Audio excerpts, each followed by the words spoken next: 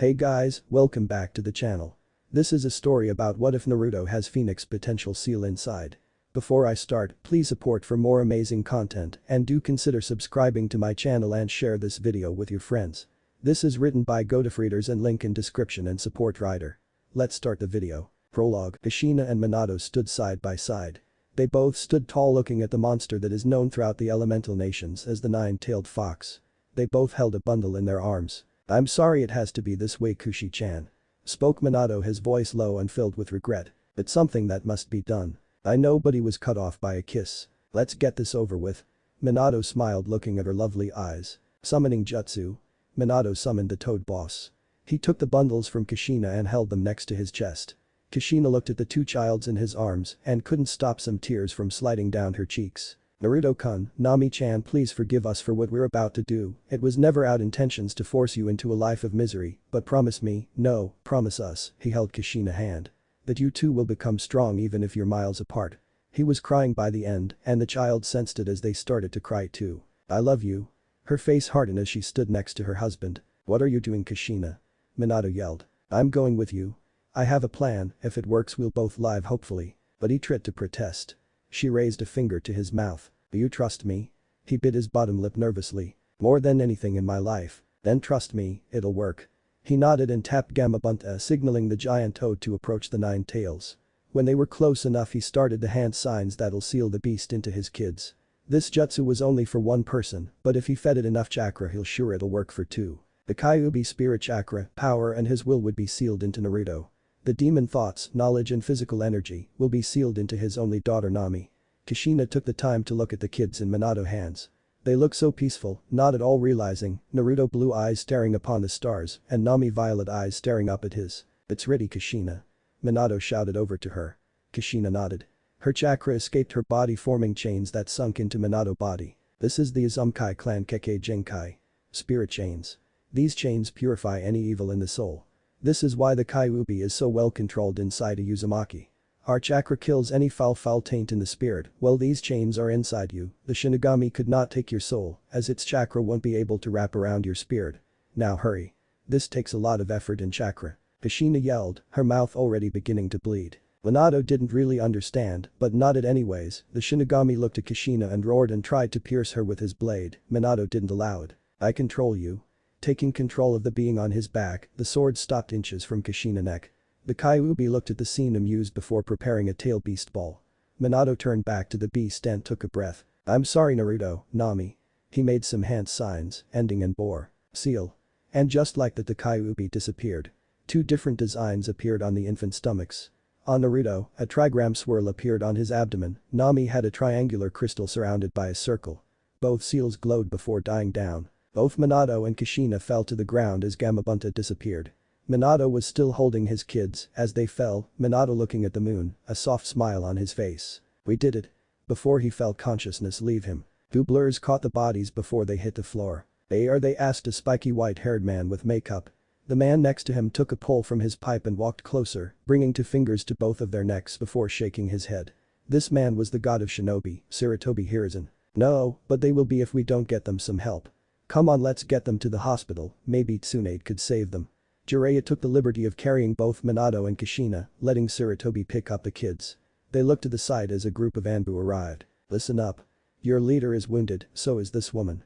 Let's get them to the hospital." They all looked at the redhead, all wondering who she was and why she was so close to the yondaime. "If you don't mind me asking, Lord Hokage-sama, who is the lady?" "And the kids?" a Taki-masked Anbu asked. Sarutobi and Jiraiya sighed. They knew who she was, but they didn't need that to become open knowledge. "I do mind, now do as I say and act as backup in case anything else pops up." They sprinted away. All of them missing the clad in black shinobi standing on one of the many trees. "Interesting," were the figure's thoughts as he disappeared. 2 weeks later, the village been buzzing with news of the fourth being hospitalized. Their leader was in a coma and people were scared it could be permanent. The rumor about the woman found at his side spread like wildfire. Some believed the woman was heaven sent to help the yondaime against a demon, others thought it was the Kyuubi in human form and believed she should be killed. Konoha Hospital. Two people laid in bed, one was a blonde-haired man who was drooling with a nose booger sticking out of his left nostril. The woman to his right had long red hair. She looked tired and moved about like if she was having a bad dream. They looked so normal for two people that should have been dead. Jiraiya said, sneaking a quick glance at his teammates' assets. "Shut up you old pervert. They should wake up any minute now." Just on cue the blonde man began to stir before completely jerking forward. Jiraiya hold him down. The woman barked. He might reopen his wounds if he began to jerk around looking for the fox. The woman seemed to be bothered by the noise as she began to wake up. She didn't do anything too sudden, just open her eyes and mumble something barely audible. This snapped the man out of his rant as he looked to his right and calmed down when he saw he was in a hospital. "Kushina, thanks God you're okay," the blonde-haired man shouted. He looked up at the man who was still holding him down and raised an eyebrow. "Pervy-sensei. Nice to have you back, Minato," Jiraiya said. "And will it kill you to show some respect?" Minato ignored the man for the minute and turned his head to his right to once again look at his wife. "Minato, where are the kids?" the redhead yelled. "They're in the next room, let me go get them for you." Tsunade went into a back room and came back with 2 kids, one in each arm. "Here you go Kushina-chan, 2 healthy babies." Kushina took the kids into her hands and couldn't help but let a couple of tears flow. She hugged them hard enough to wake them up and they cried hard. "Gomen, Naruto, Gomen Nami. I'm just glad I still have you." Minato looked at the scene and caught himself smiling, wiping a tear from his eye. "Can I see Naruto?" Kushina nodded, giving him the boy. She held Nami close to her and hushed her and began to rock her from side to side. Minato looked at his son. "You look just like me, little Naru-kun." Minato pressed his stomach lightly. Naruto giggled and reached for his father's face. Minato complied, bringing his face closer to the infant's hand. He was surprised when Naruto grabbed his chin and closed his eyes. He fell asleep, Minato smiled. A knock on the door interrupted them. "Come in." Anbu with a hawk mask walked in. "Okage-sama, I hate to interrupt this moment, but you are needed in the council chambers, both you and her, bring the kids," spoke the Anbu. Not just any Anbu, he was rude. Minato sighed, a Hokage's job was never over. He asked for his and Kushina's clothes and they got dressed. Minato took Naruto, while Kushina grabbed Nami. "What do you think they want?" asked Jiraiya. Minato looked at Naruto like it was his last time seeing him. "I got a pretty good idea." Chambers. The room was filled with tension, Minato cursed. He took his seat in the middle of the room, handing Kushina Naruto, and she took her seat in the Namikaze section. This didn't go unnoticed by the audience. "Why is she taking your clan seat?" asked Fugaku, the leader of the Uchiha clan. "Because that she you're referring to is my wife Kushina Uzumaki, and those are our children's." The whole room went crazy after the Kyuubi attacks, and now their Hokage was secretly married without informing them. A strong killing intent stopped the arguing. It didn't come from Minato, no, this killing intent was much more deadly. "Are you questioning our love and marriage?" Kushina calmly asked. It was a deadly question, asked sweetly, and like any smart person it was left unanswered. "We are not here to talk about your marriage, we are here on a more important note. What happened to the Kyuubi?" asked Danzu. He took a small look at the kids in her hands, but this went unnoticed. Minato cursed, he couldn't keep something so big from the council. They'll impeach him and then he'll really won't be able to protect them or keep an eye on them. "I did the only thing a Hokage faced with my dilemma could, I sealed it, more importantly I sealed them inside my kids." The council room went so quiet you could hear a pin drop before the civilian section erupted. "Tell them, demon. How disgusting." 3 people dropped dead the moment those words were spoken, each one of them being a civilian clan head. He expected this from the civilians. "Let the Hokage speak," was heard from the shinobi section. He smiled, he knew the people of Konoha were good people, but he wasn't dumb. "According to the rules made by the Shadame Hokage, we could not have 2 Jinchuriki housed as that would cause an imbalance of power, especially since they are both related to the Hokage," said Danzu smirking. "One of them will be forced to leave and when they did he'll take him into his own custody." Minato nodded. Kushina couldn't believe it, did this mean her family will be split? Or worse, one executed? Minato wouldn't let that happen, right? "Gumo and I will both have 2 pairs of Jinchuriki, not to mention so those the mist," the leader of the Nara clan said. Danzu nodded. "Yes, but they have the manpower to defend both of their Jinchuriki if they needed to. Konoha is still recovering from the last war and now our village is destroyed and thousands of our ninjas are dead, some of them valuable Chunin and Jounin. If we are to survive as a nation we need to be able to keep this a secret, which is next to impossible now since it was spoken in front of the civilian section of the council and we all know leaked information happens." The Nara head frowned but continued. "But we still have the 4th Hokage, not to mention the 3rd, and both of the Sanins in the village, those are really big names, that should keep the other villages away." Danzu nodded. "You might have a point, but 4 people can't win a war." Shikaku sighed, the Warhawk had a point, he gave Minato a look that said I tried. Minato gave him a curt nod. "In that case Danzu, I will arrange for my wife to take my younger son Naruto back to Yuzu no Kuni, I will stay here with my daughter Nami. This should both prevent any harm from coming to any of them, while also keeping the village safe." No one is crazy enough to attack Yuzu as they are one of the strongest villages. If that is all, this meeting is over. Kushina couldn't believe it, this was too much. She got up grabbing Naruto and left the chamber. Minato watched her leave. He found her at the Namika's estate, packing her things. He could see her shoulders rising and falling, she must be crying. How could you? Kushina asked, not looking back. I had to, this wasn't my plan, believe me, I thought I was gonna die and I was gonna make a decree that both my kids are to be raised in Konoha. But you didn't. You're the Hokage, you could have said screw them. She said, turning around, tears falling from her eyes. He didn't bother showing emotions, he didn't deserve it. I have a village to think about and two Jinchurikis will be a hazard. They need to be separated for their safety and the safety of everyone else, my duty as the Hokage. But what about your duty as a father and husband? Asked Kushina. The tears stopped, leaving nothing but resent and anger. She finished packing, she sealed the bag into a scroll and strapped her katana to her back. She might be weak at the moment, but she was still a cage-level shinobi. I hope you and your village burn in hell. She grabbed Naruto and was about to leave when Tsunade came in with Nami. She looked at her daughter and smiled. She took Nami from the Sanin's hands. Don't worry dear, we'll be reunited. Here Kushina took out a small necklace with a blue emerald. As long as you wear this, you'll always have a piece of me and your brother. She handed the girl back to Tsunade and began to leave. Nami began to cry, while Naruto stood shut. Both babies made eye contact and their eyes glowed before they died down to their natural color. The door closed and Minato collapsed, his body shaking, and tears began to hit the floor. I failed. Tsunade didn't talk. She walked forward and handed him the child.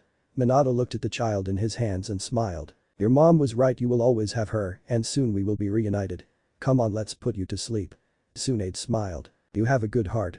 And she left the compound. Kushina reached the Rendezvous location and found a group of Yuzunins already there.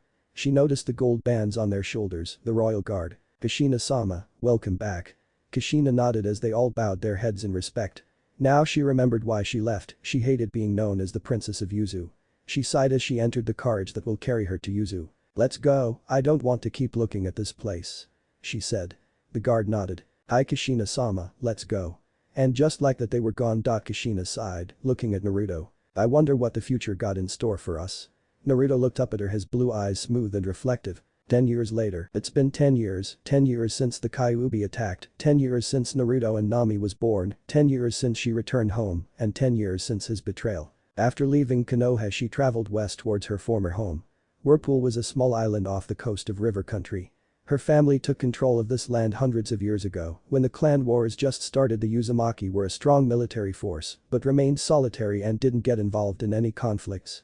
The few they did, well, let's just say not one Uzumaki was harmed. Kushina-hime, your father awaits. She sighed. She looked as the masked Anbu. Hi, I'll be there in a minute. She returned home and her family welcomed her with open arms, and a celebration was thrown all across the village. Her family was rich enough to buy whatever they wanted. She was never one for royalty, and her family was basically the epitome of royal. They were a rich bunch, probably had enough money to buy half of Konoha and Fire Country, which brought a smile to her face as a dark thought went across her mind. She will but that half, but only to destroy it. She thought about everything Naruto's been through. She smiled, for the most part he had a good life. Always had what he needed, but still managed to stay humble. He was turning 10 this Friday, and she was thinking of throwing him another party. Last year the party was so big they had to close down all the businesses because of all the noise. She knew he was getting older and would probably be mad at her for it, but she was his mother. Naruto was a weird kid, wise beyond his years and mature, a little too mature. He was trained by many of the top ninjas of the village. Till she took over his training, as Uzumaki tradition said. He was strong, maybe low chunin. He was a master of the blade. She never saw a kid take up a sword so fast. He was a Uzumaki prodigy, and the whole village recognized it. She was proud of him. She must have spaced out since she was in front of her father's office. He was the leader of the village and was always locked inside his corridor. She paused as she tried to listen to the conversation already going on inside, and her heart skipped when she heard the familiar voice. It can't be, she thought before barging in. She froze, it was him. She recognized the man he was copying in Kakashi, aka that man's student. Her killing intent flared. Calm down Kushina. Now take a seat. Her father yelled. She fought his glare for a minute but gave in. Her father was a middle-aged man, had a good build, stood at around 5'9". She got her red hair from him and also her green eyes. What is he doing here? She demanded. Kakashi cocked his head to the side. And you are? He had no idea who she was, but she looked at him like if he was someone she knew. Kushina almost kicked herself, she forgot he was just a kid when those things happened. Kushina, before you rudely interrupted, me and this young man were adding the finishing touches to a peace treaty we've been working with Konoha for the last 9 years. After the Kyuubi attacked a couple of days later, the current Hokage sent out an ambassador to negotiate a treaty between the two countries. We agreed right away, but he was very explicit when he said it was to be finalized 9 years from now, that way we do not think they were begging for our help and lose face in the eyes of the world. Her father finished. She felt a pain across her chest. The only reason he called her here was because it affected her in some way. No, anything but that. You were personally selected by the Yondaime Hokage to be exchanged with one of their own ninjas known as Anko. Kakashi came to escort her and to escort you and your son back to Konoha. Normally I would not agree, giving up such a valuable future ninja and my daughter who I thought will succeed me. There is a safety in play. If I were to die and no one else was capable of doing my job, you will be next in line, and as so will have to return to Yuzu. Kushina cursed. Her dad was one of the strongest ninja she knew. The chances of him dying from anything but natural causes was slim, and even then his Uzumaki body will still be capable of fighting for another 20 years and live for another 50. You are to pack your bags because for the next few years you will be a ninja of Konoha, and I expect you not to disappoint me. The man said. And just like that, her world flipped upside down. She looked at him, her eyes about to burst with tears. Hi, sir. And she stormed out. Excuse my daughter and her rude behavior. She has a lot of history with Konoha.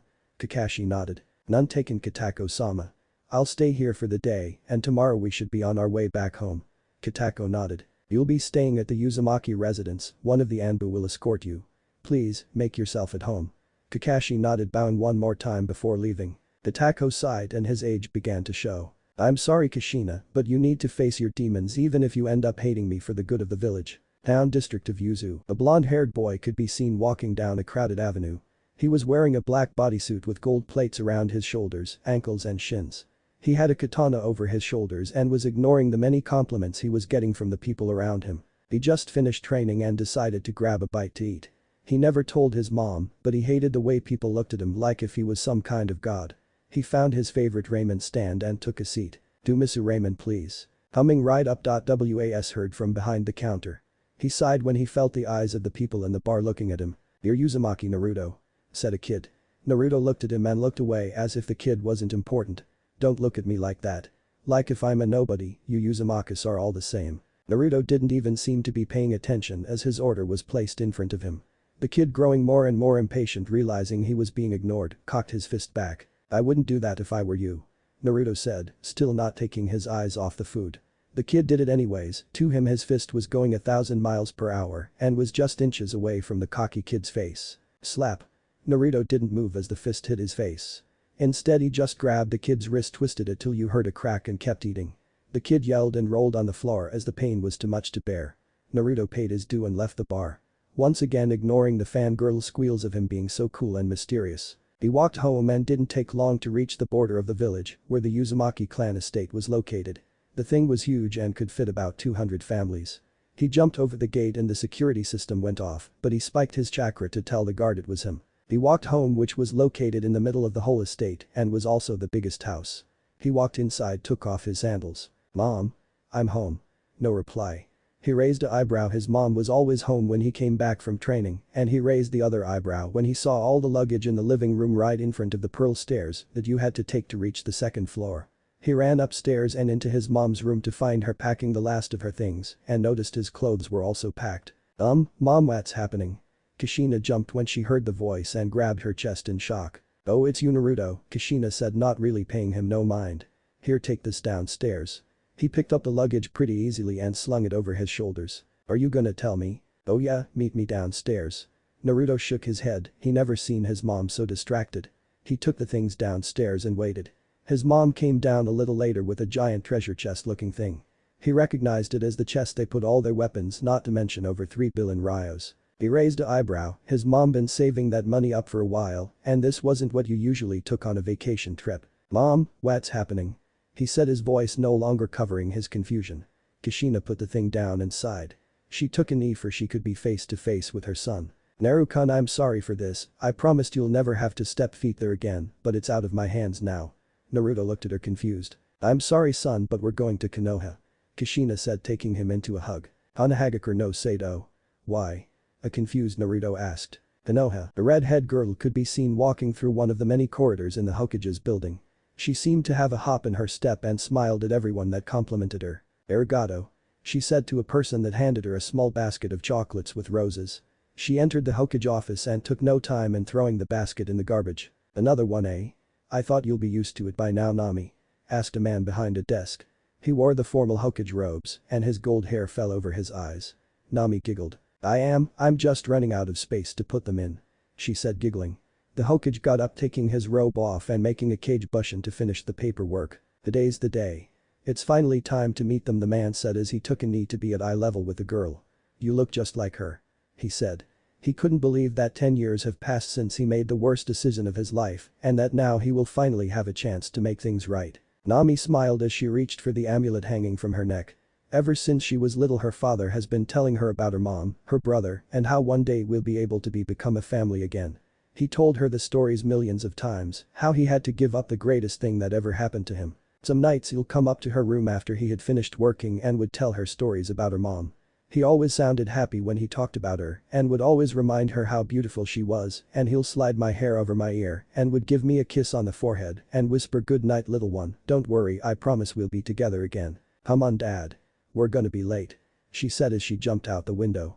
The Hokage smiled. Nami has always been outgoing, caring and passionate.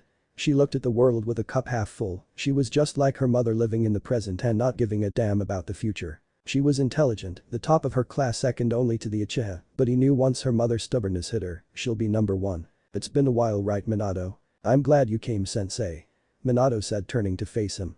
The old man snorted. "When you threatened to take away all of my research, prohibit the sale of my book, how can I not come?" he deadpanned. Minato smirked as he appeared beside him in a blink of an eye. "Come on, let's not keep the people waiting, Jiraiya. Show off," Jiraiya said before following him. A couple minutes later, they arrived on a big stage in the middle of the village. The civilians were going around smiling and celebrating. Minato looked at his people and smiled. Today was the Kyuubi celebration. Every year for the last 10 they've been having the celebration for the life that were lost, the people that fought, but most important, the sealing of the Kyuubi. He made it perfectly clear the next day after the attack that his daughter was the container of the beast and should be the one getting the applause, not him. The village was silent for a minute, which caused him to panic, thinking he would have to place a law that would cause his daughter to be isolated forever, not knowing why the people hated her, but he released a sigh of relief when the village began to shout and applaud. He looked on stage. Nami was already there, sitting on one of the many chairs looking at the main gates. He looked at the gate too and shook his head. They'll be here any minute now, so many questions, but the greatest one was, did she hate him? Of course she did, he thought solemnly. He jumped on stage when he saw everybody that was supposed to be there on their seats. Most of them were just councilmen, and the only ones worth recognition was the third Hokage, Danzu, Kakashi, and of course the two Sanins, Tsunade and Jiraiya. There was a podium and he took his place behind it. He cleared his throat to get the people's attention. The civilians stopped what they were doing and immediately placed all their attention on the Yondaime. "People of Konoha. We are gathered here today to celebrate the defeat of the monster known as the Nine-Tailed Fox. And how the will of fire helped us once again ignite the flames of passion in every shinobi that fought the beast. They were the reason we survived, not me." He began strong and confident, and the crowd soaked in the fourth voice. 10 years ago today, I was forced to make the hardest decision of my life. It was either let the beast continue his relentless rampage or seal it inside my kid. His voice was softer now, but the power was still in them, and everybody could feel it. "I decided to put my children's life on the line, as I could not possibly ask any other parent to do something I myself do not approve of, but I did it to save all of you. Not just the village but the whole Fire Nation, and show the rest of the world that Konoha was still number one. And will forever remain on top." The crowd was going crazy now. They started chanting Yondaime as some people even fainted and girls cried. Jiraiya watched his student address the village and couldn't help a smile from spreading across his face. He has never been so proud of him, after all he's been through hell and back. But today is different. This caught everyone's attention. They all looked at him. Minato stood quiet for a minute before wiping some sweat from his forehead. 10 years ago, when I was found in a hall next to a woman, I am pleased to announce that she was not just a random person. Everyone grunted in confusion. What did the mystery girl have to do with anything?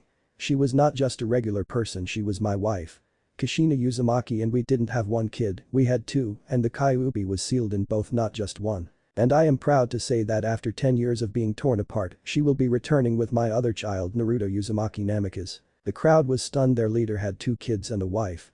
And they were forced to be separated. They looked at each other before giving a giant scream of acknowledgement. "Please enjoy the rest of the carnival. Let the celebration begin." Minato smiled as he stepped down from the podium and looked over at Nami, who was crying tears of joy.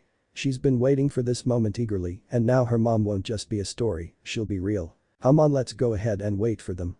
Nami nodded and took his hands, and just like that they were gone, no yellow flash just disappeared. Sarutobi, what is the meaning of this? Yelled angry Danzo. Sarutobi smirked. I don't know. And walked off to celebrate with the people of Konoha. Danzo watched him leave and narrowed his eyes. Outskirts of the village, a carriage surrounded by gold-plated guards could be seen traveling across a dirt road. Naruto, are you okay? Flashback, Hanahagakure no Sato. Why? Kushina almost wanted to curse herself.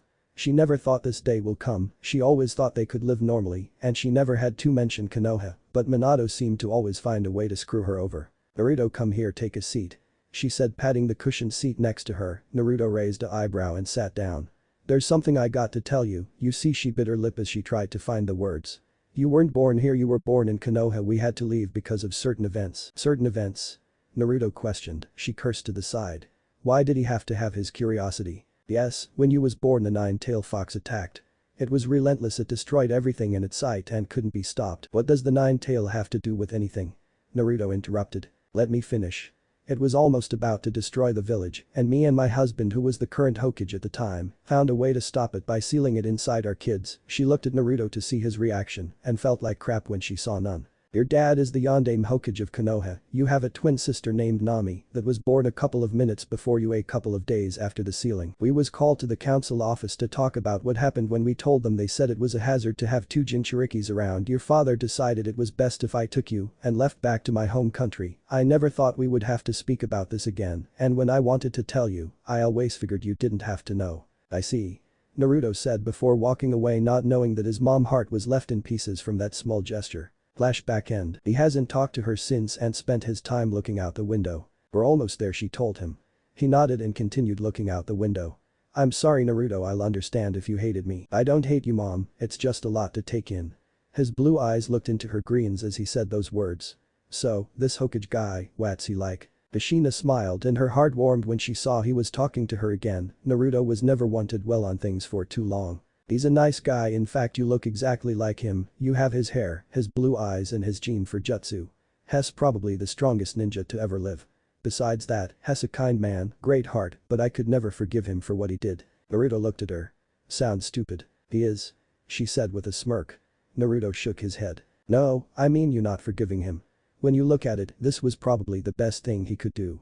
Grandpa told me that he might be the leader of the village, but his power isn't absolute, that he sometimes has to make hard decisions that cost him a lot of sleep, that he has a responsibility that can't be put aside. I know what he did was wrong, and I ain't defending him, he is after all an asshole, but look at us now, he managed to keep us all safe, and now we're going to be reunited. He stopped to look at her. Kushina frowned, fuck Kitako and his long talks with Naruto about being a leader. Whatever. She said. Naruto laughed, she knew he was right, but she will never admit it. So what about Nami? Naruto inquired. She's beautiful, looks just like me, and no doubt has my stunning good figure. Conceited much? She smacked him upside the head and hugged him. Come on, we're here. Naruto nodded, grabbing his katana and putting it over his shoulder. He stopped before he looked at his mom. I'm scared, Kassen. Naruto said. Kushina looked at him, sometimes he acted so mature she forgot he was a kid. She leaned over and kissed his forehead and ruffled his hair. Come on, little Naru-kun. You're the bravest guy I know. Naruto smiled as he wiped the lipstick off his forehead. He opened the carriage door and stepped out, his mom quickly followed. The guard surrounded them, making it difficult for anyone to see. Naruto looked at the entrance to the village and saw a large group of people, but he wasn't looking at them, he was staring at the two people in front of the group. One was a large man with golden hair and the other was a much smaller girl with violet eyes. He stayed staring at her and looked away when she looked his way. They broke away from the guards and began to walk forward, and it wasn't long before they were just inches away from the gate. As they got closer, Naruto began to see their faces clearer and clearer. He stared at the man and felt like he was looking in a mirror, but he could feel the power he gave off, and the only person he thought could match him was his mom, but Grandpa will crush him. When they passed the gate, he saw his mom hesitate to step both feet in and was about to ask her what's wrong when she continued walking. They were so close, Naruto began to count the steps and saw that the two people were also walking forward. His heart was beating fast and he was feeling sick. He was looking at the ground before looking up, and that's when it happened. They were face to face, nose to nose, and he was stuck looking into Nami's green eyes. He looked up at the Hokage. The Hokage was smiling at his mom, and he could have swore he saw a blush. He looked back at Nami and couldn't stop looking at her. She was wearing skin-tight Anbu jeans that hugged her body perfectly, violet sandals to match her eyes, and was also wearing a similar color blouse. But he was a Uzumaki, and they were taught proper manners since they could walk. "Hello, I am Uzumaki Naruto, a pleasure to meet you." He bowed expecting her to do the same and panicked thinking he did something wrong when she didn't. He raised his head and looked at her before he was sent to the floor from a giant hug that made him lose his breath. He felt tears on his shoulders and hugged her back. "I missed you so much, Anayasin-san." Naruto eyes widened. Kushina couldn't take it anymore, she began to cry and hugged them both. Nami looked at who hugged her and eyes began to shine. "Dad was right, you are beautiful, Akasan," she yelled before hugging her. "You're even more gorgeous, Nami-chan." Nami giggled. Naruto got up from the floor and began to walk towards Minato. He stared at him for a while before extending his hand. "I'm Uzumaki Naruto." Minato looked at him and extended his hand. "I'm Namikaze Minato." Naruto looked at him straight in the eyes. "You're strong, one day I'll be just as strong as you," Naruto said. Minato looked shocked but ruffled Naruto hair. "Yeah, maybe one day." Naruto nodded and left. Minato watched him walk away. Yep, he was his son. "Come on, Anayasin, let me show you around," said Nami, grabbing his arm and dragging him away. "Be back before dinner, Nami Naruto," yelled Minato and Kushina at the same time. Kushina looked at him before looking away and was about to walk away. "Kushina, wait," Minato said, reaching out to grab her. Kushina stopped. "Don't you dare touch me." "Now excuse me, I got to go get my things." "Where would I be staying, by the way?" Minato looked sad but responded. "You'll be staying at the new Namikaze estate," he said, smirking. Kushina smiled. "I thought so." And walked away. Naruto and Nami. "Nami? Where exactly are you taking me?" Naruto asked. They were going through a very packed crowd of people receiving hundreds of compliments. Nami accepted them, he just ignored them like usual. People here were even worse than the ones back home. Geez, he was too young to marry. "Come on, I'm taking you to my favorite place in the village and we could catch up." He looked at her and continued to follow. They arrived a couple of minutes later in an open field full of blue roses. She dragged him to the corner where there was waterfall, and if you look from the top of it, you could see the whole village. "Nice, right?" Naruto didn't answer, instead he looked at the setting sun. Fireworks were beginning to pop across the sky and it looked magnificent. "Do you always come here?" he asked. "Only when I want to be alone. I hate how the village looks at me like I'm some kind of god." Naruto looked at her and nodded. "Yeah, I know what you mean." Nami looked back at him. "What's it like to live in Yuzu?" Naruto looked at her and took a seat. The sun was already going down and the stars were shining over them, but the fireworks would block them out every now and then. He looked over at Nami and saw her sitting down with her arms hugging her knees. She looked over at him and he noticed the amulet on her neck. "That necklace, who gave it to you?" he said, almost surprised. Nami looked at him strangely before she held the amulet with one hand and sighed. "Dad said Kassen gave it to me the day she had to leave. It was her final present and Dad told me that as long as I wore this, I would always have a piece of her." "Why? You seem familiar with it." Naruto nodded, pushing his sleeve up to show he also had one, but as a bracelet. "These amulets are given to every Uzumaki of pure blood and royalty. Inside the amulet there's a storage, which contains a portion of the power of the person that gave you it. Yours has Kassen's, judging from that green glow, mine's is from Grandpa, which is the leader of the village." Nami was awed. She never thought she'll be considered royalty and had a portion of her mom's power. "How can we unlock the power?" Naruto shrugged his shoulders. "Every time I asked Grandpa, he says, when the time is right the power will present itself." Nami nodded. "How was your life?" "Here, I mean." Nami looked up at, sighing. "My life was good, always had what I wanted, but was never spoiled. But for as long as I remember, I've been treated like a princess and I can't even go outside without having to be pestered by the village, not to mention I always felt like I was missing something. My dad would always tell me story about mom and how she helped him seal the Kyuubi inside us and how she had to leave, but he promised he'll bring her back, but now that feeling's gone." Naruto looked at her and nodded. Nami looked at the sky and grinned. "This is my favorite part." Naruto looked at the sky and saw 3 objects flying across the sky like shooting stars. Boom, boom, boom. The whole sky turned red and all across the village you could see the Kyuubi painted across the sky in a display of fireworks. The beast stayed for a couple of minutes before exploding to small particles of light that fell to the village like rain. Naruto was amazed and Nami stood up. They looked at each other and both their eyes glowed before settling down. "Come on, Kassen and Itasen will be mad if we don't make it for dinner." Naruto nodded. Nami jumped off the top of the waterfall. Naruto raised an eyebrow before following after her. 15 minutes later, they arrived at the estate. He noticed it was huge and would give his old home some competition and had a giant gate with the initials U and N. Nami said it was just finished about 4 weeks before they arrived. They opened the gate and they walked through. "These doors are special," A Tausen made a seal all around the estate that if anyone but his blood came in then you'll be incinerated. Naruto nodded. What about mom, they ain't related?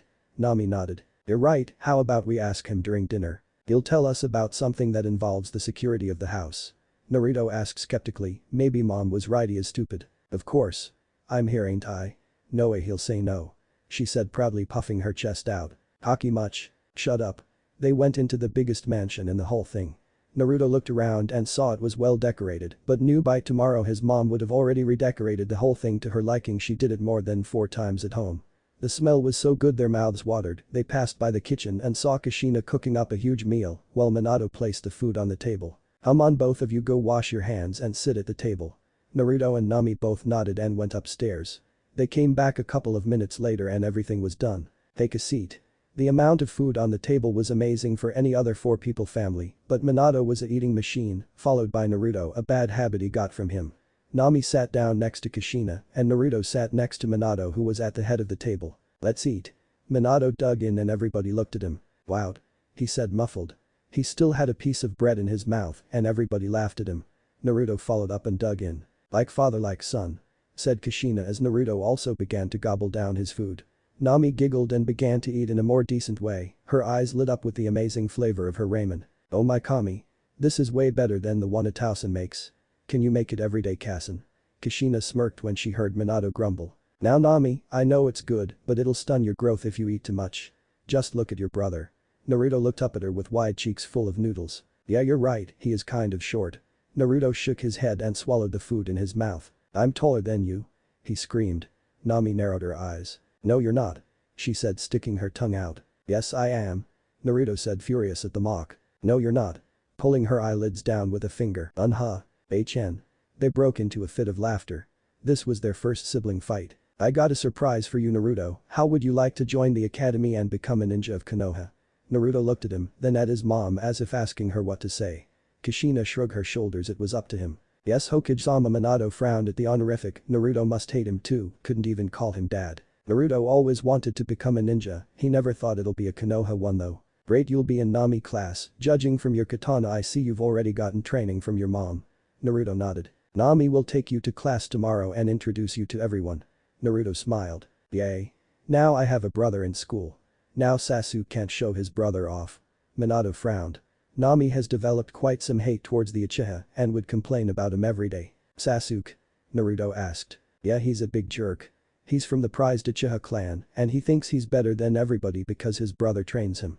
But now I got my brother back and you'll make me strong like him, right?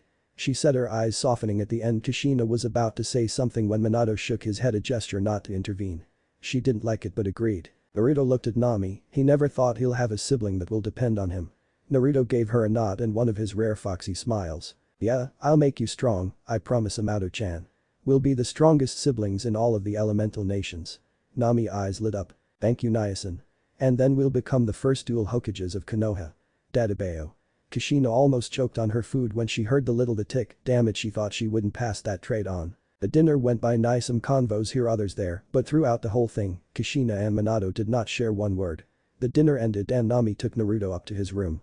Kushina stayed to wash the dishes and Minato offered to help, she said no, but he did anyways. I'm sorry, I know it was wrong, even selfish, but you have to understand I couldn't find anything else, I wanted my family safe and that was the only option at the time. Minato began, he took off his headband as his bangs covered his eyes.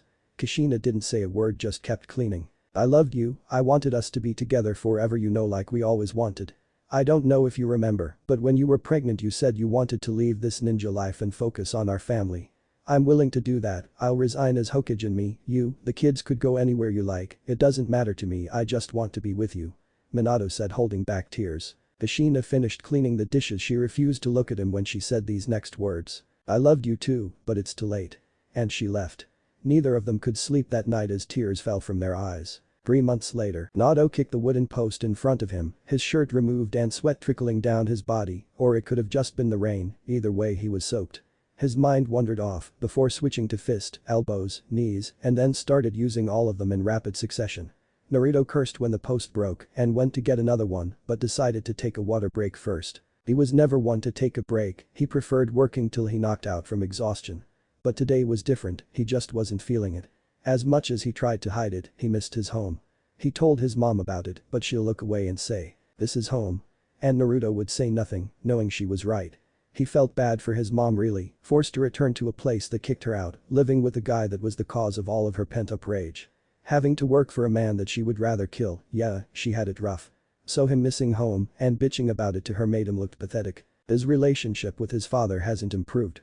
He still called him in a formal way, and whenever a conversation was sure to begin with him, he'll nip it in the bud by walking away just plain not responding. Cold, but he deserved it. Yeah, he admits the man was strong and acknowledged that he wanted to be stronger than him, but that was it. He felt like he was being immature about the whole thing and that maybe it was time to forgive and forget, but then he'll look at his mom and see the sadness in her face, and the feeling was gone. He spent a lot more time with Nami, and while he enjoyed the time he spent with his little sister, he quickly realized they did not share common interest. Nami liked playing pranks, he did not. Nami liked hanging out with friends, he did not. Nami liked going out, he did not. And most of all, Nami liked being the center of attention, something he absolutely hated. Just the thought of people looking at him made him uncomfortable. But they did share a common interest, and that was training, something his mom made sure she took charge of. He looked up at the cloudy sky and smiled, he loved this weather. Flashback. Okay, you two. Listen up, today we'll start your combat training. Kushina yelled. She was in the center of the Namikaze dojo, she was in full shinobi gear, and her face showed her seriousness. Nami gave a loud content yelp and stood up. Letting the dumbbell she was lifting fall to the ground, causing it to crack from the way. Naruto was a little more subtle, but the smirk on his face said everything. Kushina watched them and was a little disappointed in Nami's reaction. While she was a kid, a ninja is supposed to show as little emotion as possible, and was a little more pleased with Naruto's performance, but she could still see his smirk, not to mention his body tensing up. She decided to leave all of that for another time, today was just practice. Okay, since both of you are already familiar with the basic academy stuff, let's skip all of the useless nonsense and get right to the good stuff. Kushina said, moving towards them. Your dad was the one that had to take first shift with your training, but he was busy at the office. They didn't miss the anger in those words. Naruto, I already know what you're capable of, but Nami, your father refused to give me any information on you. I was gonna let you tell me, but I figured it was best to demonstrate. Come on, follow me. They left the dojo and followed Kushina down the hallway. They raised an eyebrow when she stopped in front of what seemed to be a blank wall, and they called her crazy when she started patting the wall in different places along the surface. Found it, she said. Naruto felt a sharp stab of chakra before the wall ignited in intricate seals that ran along the surface. They both looked on with a mix of surprise and awe. Nami blinked, Dad never told her about this. When the seals died down, the wall split open and Kushina walked in, peeking her head out slightly to tell them to hurry up. Naruto and Nami entered, but not before looking around to see if anyone saw them enter the strange room, which was stupid since they were in the most secure place in the whole village. They gasped at what they found inside.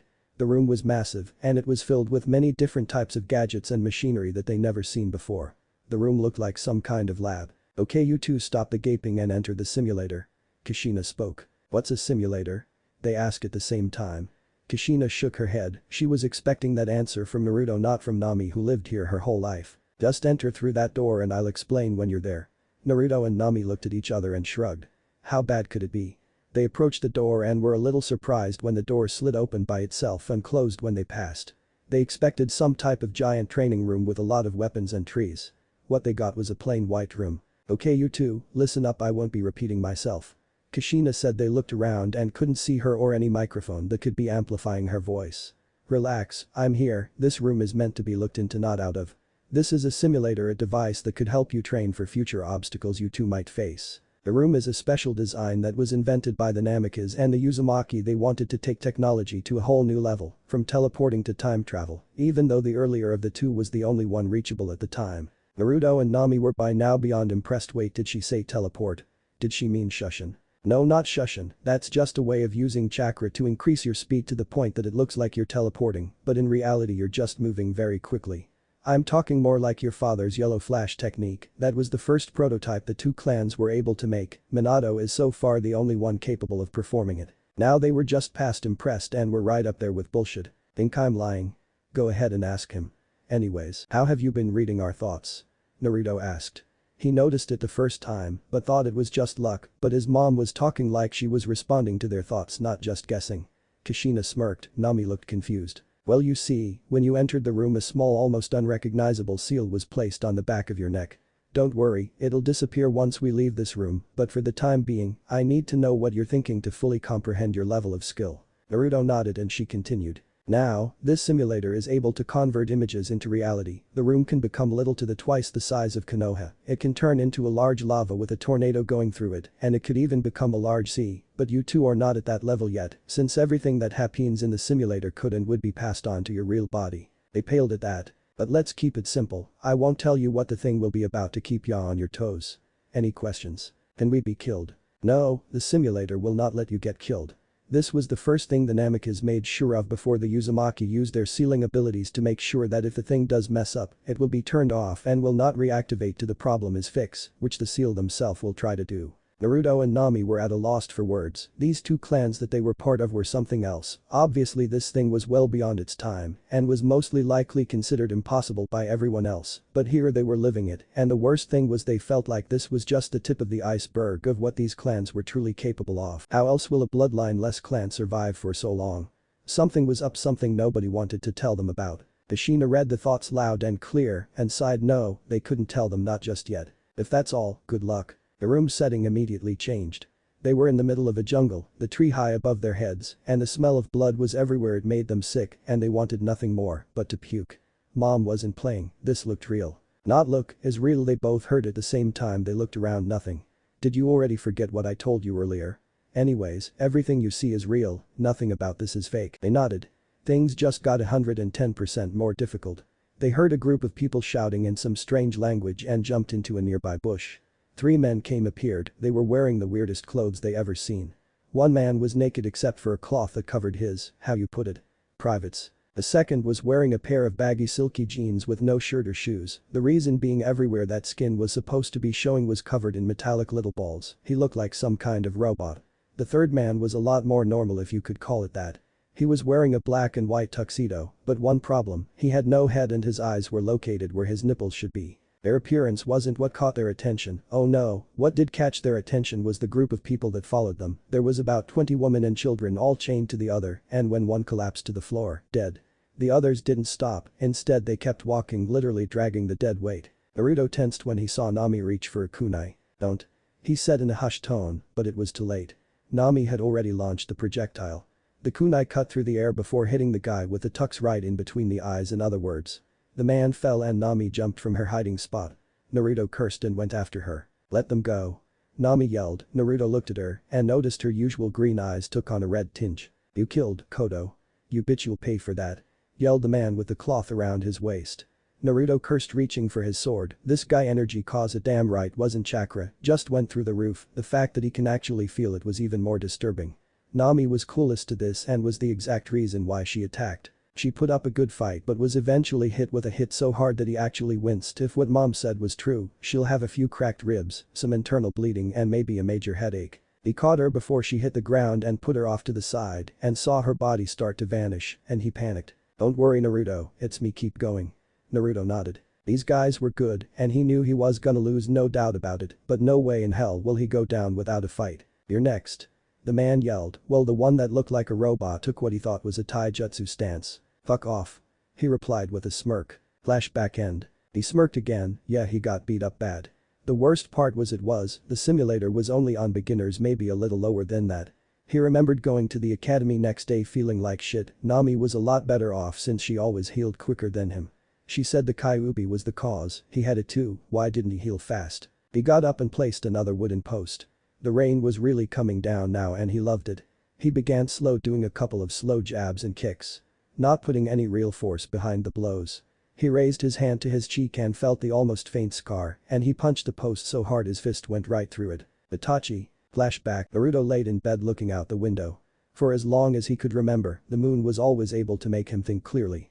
The amount of stress his mind was under was too much and it was causing him precious sleep. In the span of 12 hours he found out he had a dad, a sister, and that he was born in a village he didn't even know existed. His head was starting to hurt from just the thoughts. He pulled the sheets of him and decided to take a walk. He made as little noise as possible and stepped on the edge of the steps next to the walls to prevent any creaking. He was outside the mansion and wrapped his sleeping kimono tighter around his body as the cold wind hit him. It was nights like these that made him appreciate everything he had. He began walking around the deserted Namikaze estate and continued to look around till he found a small cavern. It was closed, that's for certain. He could feel a strange energy from inside and decided he should check it out. He broke down a couple of wooden 4x4s to keep people from entering and pushed himself in as there was only a small hole that remained. He looked around for a while and reached for his blade. When he saw red bloodshot eyes he cursed, realizing he left his weapon at home. How could I be so careless? He thought before narrowly dodging a claw that tried to rip his face off. He caught a glimpse of the creature and almost peed his pants. I know you, you're the wake up Naruto-kun. You wouldn't want to be late for your first day of school, right? Naruto looked at his mom, must have been a dream, it felt so real. Naruto got up and was entering the bathroom. Listen Naruto, I know. Naruto slammed the door in her face, the universal sign that read, I don't want to hear it. He came out a couple of minutes later with Nami waiting for him on top of his bed. She tossed him his clothes and he caught it and gave her a silent thank you. Ready? She asked smiling. She couldn't wait to introduce him to all her friends. Let's go. He said fully dressed. He wasn't allowed to wear his bodysuit as that was a Yuzu tradition and didn't fare well in Konoha. So instead his mom bought him a pair of black pants with orange trims, a fishnet shirt that went under his dark orange blazer that had the Uzumaki symbol patched to his back and some plain black shinobi sandals. His hair was no longer in a ponytail, instead letting it fall freely to his back and shoulders. You look cool, Nyasan. Naruto smiled and ruffled Nami's head, which earned him a solid punch to the stomach. You're messing up my hair. She said, patting her hair down and grabbing his hands and leading him outside. They were about to leave the house when Kushina yelled back at them. She was holding a couple of brown bags and Naruto swore, how could he forget his sword? Dear Naruto, Nami. You forgot your lunch and you almost left your sword. Naruto, what did I tell you about that? She said scowling. If you leave your blade, you're leaving yourself. He said with a sigh. Nami looked at Kushina. Hassan. When do I get a blade? Nami asked. Kushina took a knee and looked at Nami. Soon. She said, giving her a kiss on the cheek. Now hurry, you'll be late. Nami nodded and turned on her heel and began to walk, Naruto trailing her. Naruto cursed. Yep, this village was 10 times worse than Yuzu when it came to fangirls. Him and Nami been walking for about 10 minutes and they were already being pestered by the people. No thanks, I'm too young to marry. He heard Nami said. She was a lot nicer with him, he was already earning a reputation. Apparently he was a stuck-up from Yuzu who thought himself above everyone else he liked, it kept people away. What's up with their eyes? Naruto asked Nami. They're from the Hyugan clan, they have a Kinkei Genkai that allows them to look in a complete 360 and gives them the ability to look through things. They could even see the Tenketsu is a person body and their taijutsu is said to be unrivaled as they could disable a person with just one hit. Naruto nodded impressed. If what Nami was saying was true, these people were strong. That's the Uchiha clan. Nami spat the name with venom. Naruto raised an eyebrow. That's Sasuke and his brother Itachi. Naruto noticed the two black-haired kids, the older one Itachi must have noticed his look as he glared back at him. Both refused to look away before the kid's eyes flashed red. Come on. Nami said, pulling him. He took one last glance at the kid and smirked before looking away, some competition. They arrived a little too early as the doors haven't opened and most of the kids were still standing outside. Nami-chan. Over here. He ignored them thinking it was just another fangirl, but was surprised when Nami responded. Ino-chan. And started walking towards her. It didn't take long to reach her, but he was a little more than annoyed with the stares he was getting from the people around him. Ino, meet my brother Naruto. Naruto, meet my best friend Ino. Naruto nodded, bowing his head in acknowledgement. He heard someone clear their throat and noticed some pineapple-haired kid was looking right at him. It's a pleasure to meet you, I'm Shikamaru Nara. Naruto nodded, bowing his head. Likewise, I'm Naruto Uzumaki. Some fat kid stepped up. Hey, Naruto, I'm Choji Akamichi. He said, munching on chips. Naruto nodded his head. I'm Kiba and this is my partner Akamaru. The small dog gave a bark. Naruto nodded his head. Konoha sure was strange. Shino Aburam. Naruto snapped his head to the right. He didn't even sense his chakra. Well, he did, but he didn't pay much mind, thinking it was some random civilian. What the hell was taking up so much chakra from this kid? Naruto. He responded flatly and turned around when he heard a girlish squeal. Yep, they're here. He heard the kid with the dog spit out. It was Sasuke and Itachi and he smirked when Itachi glared at him. Come on, let's go inside before these girls start fighting. Nami said. The doors were indeed open and some shinobi with a scar on his nose began to tell people to go inside. Nami and Naruto were the first one in the class and picked a seat near the back of the room.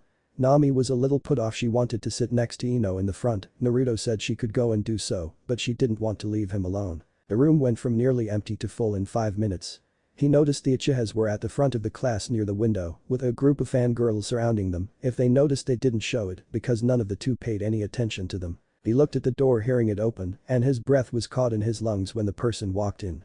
She was a Hyuga from Nami description, but it was hard to believe such a gentle face was capable of doing what Nami described.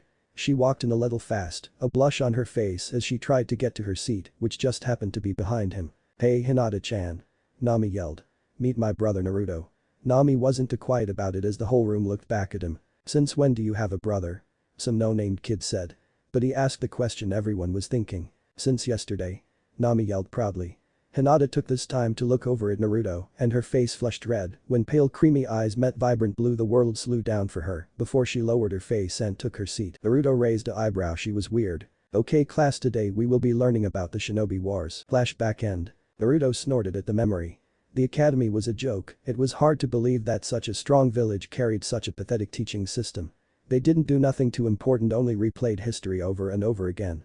The best thing there was the sparring matches. They were put up against other kids. Nami was at the top of the class for the girls, but Itachi stood at the top of the class for the boys, followed by him then Sasuke. The thought infuriated as he broke another post, this time with a roundhouse kick that snapped the post in half.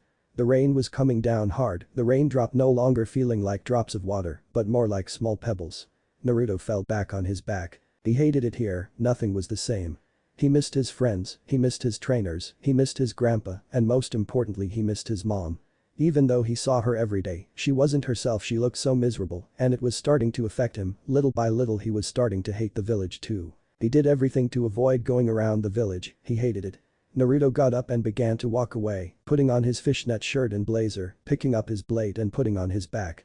He walked to edge of the training field, which happened to be on top of the Hokage monument. "One day mom, we'll be out of here, I promise," he said, jumping off head first. "The time is coming, soon Naruto-kun, we will meet." And this is probably the worst chapter as of yet, no action, no nothing. But it was needed to reflect what's been happening. Explain his relationships with the family, meeting Hinata, and how he feels about the village. Just to clear things up, Naruto will not always show his hate for the village like he did here. The person at the end will not be introduced for quite some time. It was unusually cold today in Konoha. The wind howled, the trees rustled. "Your orders, Hokage-sama." Minato looked at the masked Anbu in front of him. Things like this made him really hate his job. What should you do when the people you swore to protect turn against you? He sucked his teeth. He should have let the old man take charge again after Kushina left. "Lizard, go call Raven. I need him, now," he said through gritted teeth. He wasn't surprised when he noticed the Anbu was gone. He pressed the intercom button that was connected to his secretary. "Diki-san, please get in contact with Danzu, tell the elders to meet me in my office, no excuses." "Hi, Minato-kun," was heard on the other side. Minato spun in his seat looking at the village. "The fire shadow illuminates the village, but your fire has dwindled, hasn't it, Hokage-sama?" Minato nodded, trying to hide his surprise. "I didn't even feel him enter." "Raven-san, please remove your mask." Minato turned around to face the clad in black shinobi. He didn't flinch when the cold stare of the Sharingan pierced his icy blue eyes. "Itachi-san, I got a deal for you." "I'm listening, Hokage-sama." "It's about the Uchiha clan." Nami cursed as Kushina once again kicked her down. "You're getting better, not nearly enough to match me, but better," Kushina said, standing up over her daughter. They've been training since sunrise, and it was well past noon, with no signs of stopping. Kushina was ruthless when it came to training. After the stunt Nami pulled in the simulator, Kushina decided she needed more hands-on training. Which meant she'll beat the crap out of Nami anytime she saw fit. The pain was becoming too much, and Nami struggled to her feet. "This sucks. Why does Naruto get to practice in the simulator? That's not fair, he lost too." Nami whined. "Yeah, but he didn't blindly give away his position, attacked without knowing his opponent's level of skill. That was a stupid move, a rookie mistake, something that'll get you killed. Or captured, either way it was bad. Now stop whining.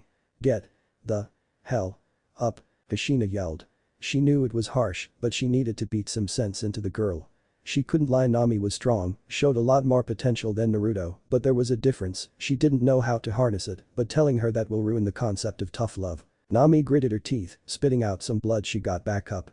She dodged a punch to her abdomen, jumping away to avoid a kick to the temple. "Nice save, but you can't win a fight blocking.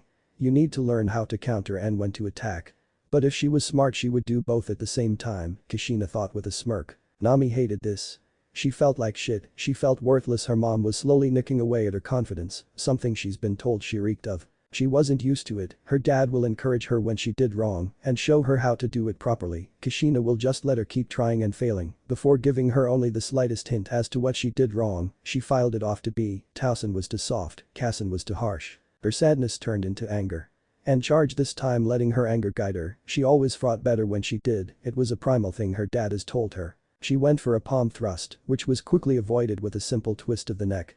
She was rewarded with a kick to the midsection, she didn't let it slow her down as she recovered. Grabbing Kushina's outstretched leg before her mom could pull it back, she knelt to the ground, throwing Kushina off balance before kicking her other feet from under her, letting Kushina land hard on her back and lower neck. Nami smirked. A smirk was quickly wiped off her face when Kushina used her still free leg to kick Nami across the face, twisting her body for she could be laying on her chest, showing incredible upper body strength. She did a handstand. Nami refused to let go of the leg. Kushina once again showed great agility and flexibility as she used her free leg to again kick Nami in the other side of the face. Still on both hands, she horse kicked Nami off her and performed a swift backhand spring. Better, much better, Kushina stated. But you forgot one thing. Someone whispered from behind Nami. Never let your guard down and never trust your eyes. The quick chop to the back of the neck knocked her out. Kushina picked her up, placing a glowing hand over her forehead. She'll wake up before they got home. She smiled at the violet-haired girls in her lap. You're just like me, but you definitely have his brains. Let's go home. Naruto muttered a silent fuck as another ninja came at him. Reacting quickly, he whipped his blade out, stabbing the ninja through the neck without a second thought. Another one down, adding to the already impressive collection of fallen ninjas. Then more enemies appeared. He breathed in and out. Blue Moon. Dance of the Camellia. With a swiftness only gained from practice, Naruto began to cut down his opponents. The enemies didn't seem to concern and charged at him. The first two were quickly put out, the third and fourth one were next. Naruto cursed, feeling his control slipping. This was a new technique, using it in combat wasn't the smartest idea. He lost his balance. The ninjas didn't stop, they approached and made their efforts worth it and were able to give Naruto a well-placed slice deep and across the thigh. The room began to fizzle and Naruto found himself inside the playing room of the simulator. Still clutching his leg, he limped over to the door. He stumbled past it. He reached a small first aid kit, grabbing the first pain reliever he saw and stabbed it into the wound. He grabbed some wrapping tape and in a rather sloppy manner he wrapped it. He was still bleeding, that's for certain, but his body was always able to heal quickly. He walked over to the wall, pushing his chakra into the structure, and he watched it light up before sliding open. He used the hallway walls for support as his vision was becoming hazy. He made it almost to the end of the hall when he started to sway, his breathing becoming labored, and he began to fall, only to be caught. He opened his eyes and could only make out a mop of blonde hair, and what he thought was blue eyes. Darkness consumed him. Minato looked at the injured Naruto and picked him up. He was about to take him to the hospital, but with what was happening outside he ruled it out. Cursing, he took him to his room and laid him on the bed. He went to fetch a warm towel as Naruto began to catch a fever. He wasn't a medic, but whatever Naruto tried to do to help looked wrong. The tape wasn't even wrapped right, loose and no knot to tighten it. He frowned when he saw the full extent of the injury. It was a kunai wound, alright, the cut was sloppy and vicious. The kunai was able to tear a couple of the muscles in the leg and probably nicked a vein or two, and if he was correct, it may have scraped his bone. What could have caused this? Then he noticed where he found Naruto and the direction he was heading. The simulator, of course. He raged. But how did Naruto come across it? Much less use it. Kushina. He gritted his teeth. Kushina always took things too far when it came to training. When she arrived, her and him were going to have a nice little chat. The door opened. Speaking of the devil. Oh my god. Nice, and are you alright? What happened to him, Towson? He's bleeding from his leg. The worried voice of Nami asked. Kushina was at Naruto's side in less than a second. She surveyed the damage and performed a quick diagnostic jutsu before her hands glowed a bright green. She placed it over the wound and it slowly but surely began to close and kint itself together. Nami, please look over your brother. Kushina, word please. Minato said with a foreboding tone in his voice. Nami nodded, scared. She never saw her dad so serious. Kushina got up and followed Minato out quietly. They arrived in what seemed to be Minato home office. The door closed behind them and a seal spread across the door. Nobody can go in or out and nothing could be heard. How could you be so fucking irresponsible? Leaving Naruto alone like that. Not only that. You showed him the simulator and let him use it unsupervised. Are you freaking crazy? Minato raged. Kushina was a little shocked, not expecting such a reaction before her anger peaked. Excuse me? How dare you accuse me? What happened to Naruto wasn't my fault. Then who was it then? Who showed him where the simulator was at?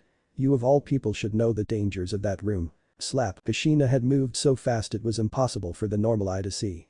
Minato stood surprised, holding his cheek. How dare you bring that up? And when the hell did you become a father? If I remember correctly, not too long ago you kicked me and him out like trash." Kushina had tears in her eyes, but the words came out emotionless and icy. Minato gave her a glare. "I did what was right for the village." Slap. Kushina spoke up, anger flaring.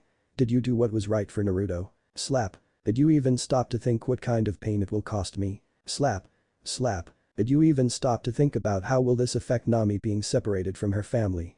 She began to break down as her eyes were full of tears. "And did you even stop to think about what was right for the family?" Kushina, "I can explain." "Shut up. I don't want to hear your excuses. I might be here, but I will never look at you the same again. I hate you." Kushina stormed out, breaking right through the seals and the door. Minato watched her go, a feeling of deja vu washed over him as he once again saw her turn her back on him and leave. "I failed." The figure clad in black looked over the Uchiha estate. He stood over a pile of dead bodies. His blade was plastered in blood. His flame-like mask hiding his features. "Ain't I a good boy, Itachi-kun?" said the figure. Itachi ignored him as he came out of another house, his whole outfit full of blood. "Only a couple more to go, let's hurry," Itachi said casually. Itachi Sharingan met Tobi's before transforming into a pinwheel-like shape. "You have such lovely eyes, maybe one day they'll be mine, Itachi-kun." Itachi once again ignored him, turning his eyes to the right as he saw a small figure running in the distance. "You take care of the rest, I got to go do something," Itachi said, following after the figure. Tobi just shrugged and leaped into another house. Itachi stood over her mom and dad as Sasuke walked in. "Why? Why are you doing this, Aniki?" Sasuke said, petrified. He was trembling. "You're weak, Itato, when you have the same eyes as me. You can come to me for question." "How can I get those eyes?" Sasuke asked. "Simple, by killing anything you care about." And Itachi disappeared, knocking Sasuke out. He looked down at his brother, a silent tear falling down his cheek. "Finish him." Ichi heard the cold voice of Tobi yell. He shook his head. "That is not needed, let's go." Tobi glared but didn't argue. "One day those eyes will be mine, Itachi." And he followed him out. Minato was back in his office before the warning bell went off all around the village. "Okazama. It's the Uchiha clan, they're all dead." Minato faked shock. "What? Who were the culprit?" "Call me all the Anbu platoons. I want a full search of the estate, take some medics, see if you could find any survivors. Nobody is allowed outside, anyone found will be prosecuted. I now declare martial law." The bare-masked Anbu nodded. Minato looked over the village, seeing many ninjas jumping from rooftop to rooftop. "Sir, what should we do?" Minato turned around. The Anbu in front of him had no design or animal to identify him. This was the Hokage personal soldiers, all S-class and above. "Make sure they find no survivors, except Sasuke Uchiha, we need him alive." "Yes sir." And the Anbu was gone like he was never there. "I hate my job." Minato sighed, pressing the intercom button. "Iki-san, please call a council meeting." "Yes, Minato-kun." Naruto awoke with a groan. He noticed his leg felt a lot better than before, using as much strength as he could, he got out of bed. Wincing a little when he tried putting weight on his leg. Limping over to the bathroom, he looked in the mirror, his face went sour. He grazed his finger over the scar before fisting his hand and walking out the bathroom. He needed some fresh air. He walked up to his balcony and raised an eyebrow. In the distance he can see a blue tint, and he looked up and saw it was still stretching over his head. It looked like the whole village was surrounded by this thing, like they were bubbled in. That was not normal. "Naruto, go back to bed." He turned around. His frown deepened as he saw his mom in full battle armor. "Where are you going?" Kushina looked at Naruto, then at his leg. She bent down as her hand glowed green. Naruto felt immediate relief. Kushina stood back up. "Don't worry about it, go to sleep." Naruto nodded, climbing back into bed. Kushina tucked him into bed before giving him a kiss on the cheek. "I'll be back by sunrise." Naruto watched her leave the room.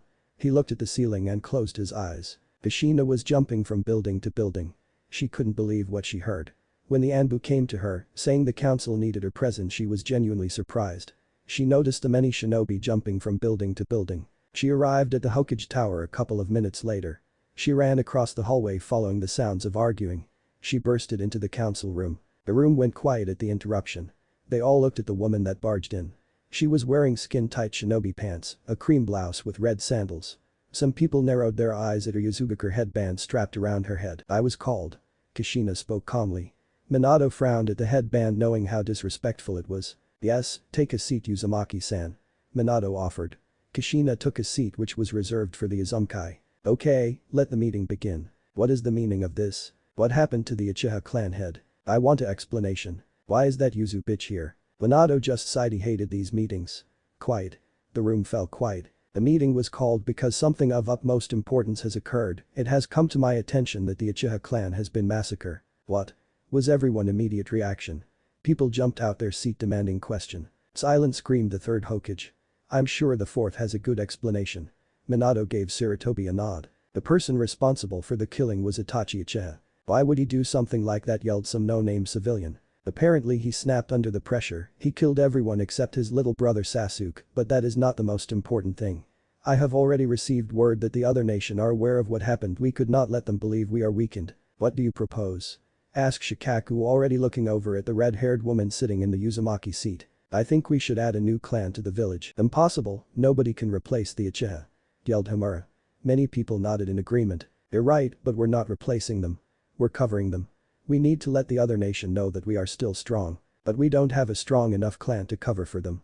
Yelled some civilian. That is the only problem we face. Minato said. I offer the Uzumaki clan. Kushina said, standing up. Earning gasp from many people, the Uzumakas were known for having unimaginable strength. What can the Uzumaki clan offer that the Uchiha didn't, ask some civilian that was there the day Kushina was sent away. Kushina looked at him. We can offer new Fuinjutsu, our ninja tools are of utmost value, and on top of that, wouldn't you like to have an alliance with Yuzugakure, which is located right next to the hidden stone? Everyone caught on. Minato looked at Kushina. Fine, the Uzumaki clan will now be an official clan of the village. Minato said. He knew the reason Kushina offered, it was because now she would have political power and she will be able to get her own estate, meaning their chances of seeing each other will be slim, and to think he brought her back for they could be together. This day just got better and better. Now back on the topic of the Uchiha. Kushina interrupted. Actually, as new clan head of the Uzumaki clan, I like to make my first claim. As you all know, Mikoto was a close friend of mine. Before Sasuke was born, Mikoto named me his godmother, and I named her Naruto's and Nami. If it's not much to ask, I would like to take Sasuke in with my clan. Everyone was left gaping. This woman was clan head for less than 2 minutes, and she was already playing the game like a veteran. Having Sasuke under her clan would give her a lot more say in what happens in the council, as she will be talking for the Uzumaki and the Uchiha, but she will also be getting more money. The Uzumaki were already filthy rich, but with the combined account of the Uzumaki and the Uchiha, not to mention the money she will get to start her clan off with Shikaku's side. Things just got troublesome. This woman just went from no one to everything. Permission granted. Minato said through clenched teeth. You can't be serious, Hokage-sama. She's a foreign ninja. Look at her headband. Shut the fuck up. I can't do nothing about it as I was present when the agreement happened. Now moving on, who would like to purchase the Uchiha estate? Everyone raised an eyebrow. This had to be expensive. It was the biggest estate, big enough to consider itself a mini village. And it also covered the whole east side of Konoha by the border, where most of the trade happened, not to mention it was directly connected to the river that led to river country. I would. Kushina said with a smirk. Everyone groaned. This was going to be a long night. Izugakure, the woman with flowing red hair, a yellow and green bodysuit, sprinted across the hall. This is bad. Uzukage-sama isn't gonna like this one bit. To think the hidden stone will do something so forward is unbelievable. She barged into the room. The Uzukage sat behind his desk, his eyes focused on the paperwork in front of him. Uzukage-sama. Uzukage-sama. The man looked up, his cold blue eyes analyzed the girl. Yes? He asked calmly. The woman looked at him before dropping to her knees. It's the hidden stone village, Uzukage-sama. They're attacking. The Uzukage shot up in his feet, lifting the woman by the hair and slamming her into the wall. What? Why wasn't I informed earlier? He said, venom in his voice. The woman sucked in a sob as you could hear a small tearing sound coming from her skull. I'm sorry, Uzukage-sama, it was out of the blue. The hidden stone has not shown any signs of mobilizing for war. All shinobi are stationed around the village. The seal barrier is up and the civilians are hidden away on their way to river country. Said the woman, tears falling from her eyes. The Uzukage nodded, dropping her on her ass before removing his robe, revealing his battle armor and his 2 katanas on his back. How long do we have? The woman stayed on the ground, eyes glued to the floor, afraid if she looked up she might get hurt. 2 days. She heard the sound of a sword being sheathed and closed her eyes, prepared to die. Contact Konoha. Tell them send help. Now. The Uzukage ordered. The woman stood up and left the room to do as she was ordered. The Uzukage walked up to a wall, pressing his hand up to it. He pushed it slowly and watched as the wall slid with his hand.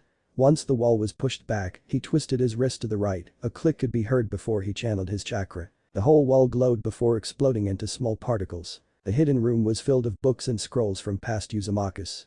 He grabbed a scroll from his pocket and laid it on the floor. He painted a seal across the paper before cutting his thumb, smearing the blood across it. Seal.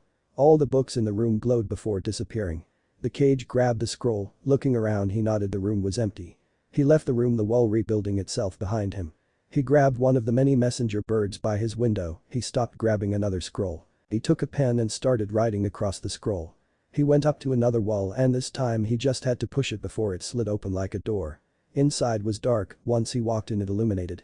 The room was full of different weapons, but one stood above all. It was a 5 feet saber's sword, and inscription written across it. Love and hate. The Yuzukage picked up the blade, not at all bothered by the green flames that encased his hand. He grabbed it and left the door once again, closing behind him. He turned around before putting his hand back on the wall, pushing it down like he was dragging the wall downward. The wall glowed before the whole thing started sliding down. When it was done, the whole wall was underground, leaving nothing but a floor like it was never there. The Yuzukage nodded before going back to where he left the scroll. He drew another seal, this time on the blade, before sealing it inside the scroll. He grabbed both scrolls and grabbed one of the bigger hawks that were meant to carry bigger things. Take this to Kushina and Naruto. The hawk gave a screech like it understood and flapped his wings and left. The Yuzukage stayed in the room, looking out the window that gave him a clear view of the ocean. Inoki, to think you would do something so bold, you're getting old. But regardless, this is a fight, he knows we can't win. He disappeared. He was now standing upon a giant cliff in the direction of the hidden stone. He saw many ships heading in their direction. He closed his eyes and when they opened they were shiny silver. I would not see my home destroyed. I would not let my dreams be killed. I will not let my ideals fall. This is Uzumaki, home of the Uzumaki. The ocean seemed to react to his words before the sky became dark and the heavens poured. The ocean crashed against the sea line before it started to rise. The Yuzukage whipped his katana out, 2 lightning bolts landed to his left and right, the thunder shaking the cliff he was on. His still glowing silver eyes looked at the approaching ship. He looked back and noticed his shinobi flanking him. They stopped approaching, feeling the power he was giving off. It was repulsive, but most of all it felt wrong, like a power no normal human should have. This was the first time they have seen their leader's power, and it was a sight to behold. Was this the power of a Uzumaki? The Yuzukage stayed on the cliff, the rain pounding on him and the wind whirling around him as lightning flashed across the sky. I'm sorry Naruto, I'm sorry Kushina, this will be my last battle. I just hope Konoha comes in time to save them. He said, looking back at his ninjas. He grabbed his katana tighter as lightning cracked right in front of him. It will be 2 days before they arrived, but when they did he'll be ready. Kushina woke up with a scream. Something was wrong. She looked out the window, frowning at the rain. Her window opened and she was about to close it when a hawk flew in. Her heart was trapped in her throat as she choked on her feelings. No. Father. Nami slept uncomfortably as she constantly stewed. She hated rain and never really understood why Naruto loved it. He was always more happy when he heard thunder. She asked why, but all he said was, Grandpa said that when I felt the storm will call me. She never understood, but nodded anyway. She frowned when the cup of water she kept by her bed cracked a little. What was going on? Naruto woke up from a nightmare. He was breathing hard and his sheets were wet with sweat. He looked at the amulet he kept on his wrist and frowned when it began to glow a pale green before intensifying. A couple seconds later it burst, the energy inside it shooting into Naruto's chest. Grandpa was the only thing Naruto was able to process before he fell unconscious. Chaos, absolute chaos. What was once the village of Uzumaki was in shambles. The buildings that once stood around the village were burned to the ground. Besides all of this, the sounds of war were still trembling about. Don't let them reach the civilians. We need to hold our ground. Ah. I'm hit. Said a soldier as he fell over, several kunai sticking out his body. Shiru? No. I'll fucking kill you. The ninja threw a couple of kunais back, but he was surrounded quickly. He fell dead. The Yuzukage looked over his village, his silver eyes flashing, fighting to keep his Kekkei Genkai alive. Yuzukage-sama, I'm sorry. There's nothing we could do, said Anbu, his head lowered, kneeling. The Yuzukage didn't bother looking back at him. Shark, call a retreat. I will stay to hold back as many as possible. Dawn. But sir. You'll die, there's too many of them. Are you questioning me? The Yuzukage looked back, his silver eyes flaring. The Anbu found it hard to breathe. Then no sir, I'll be right on it. He managed to choke out. Hurry, you could still catch up with the civilians. It is your job to take care of them. Now go.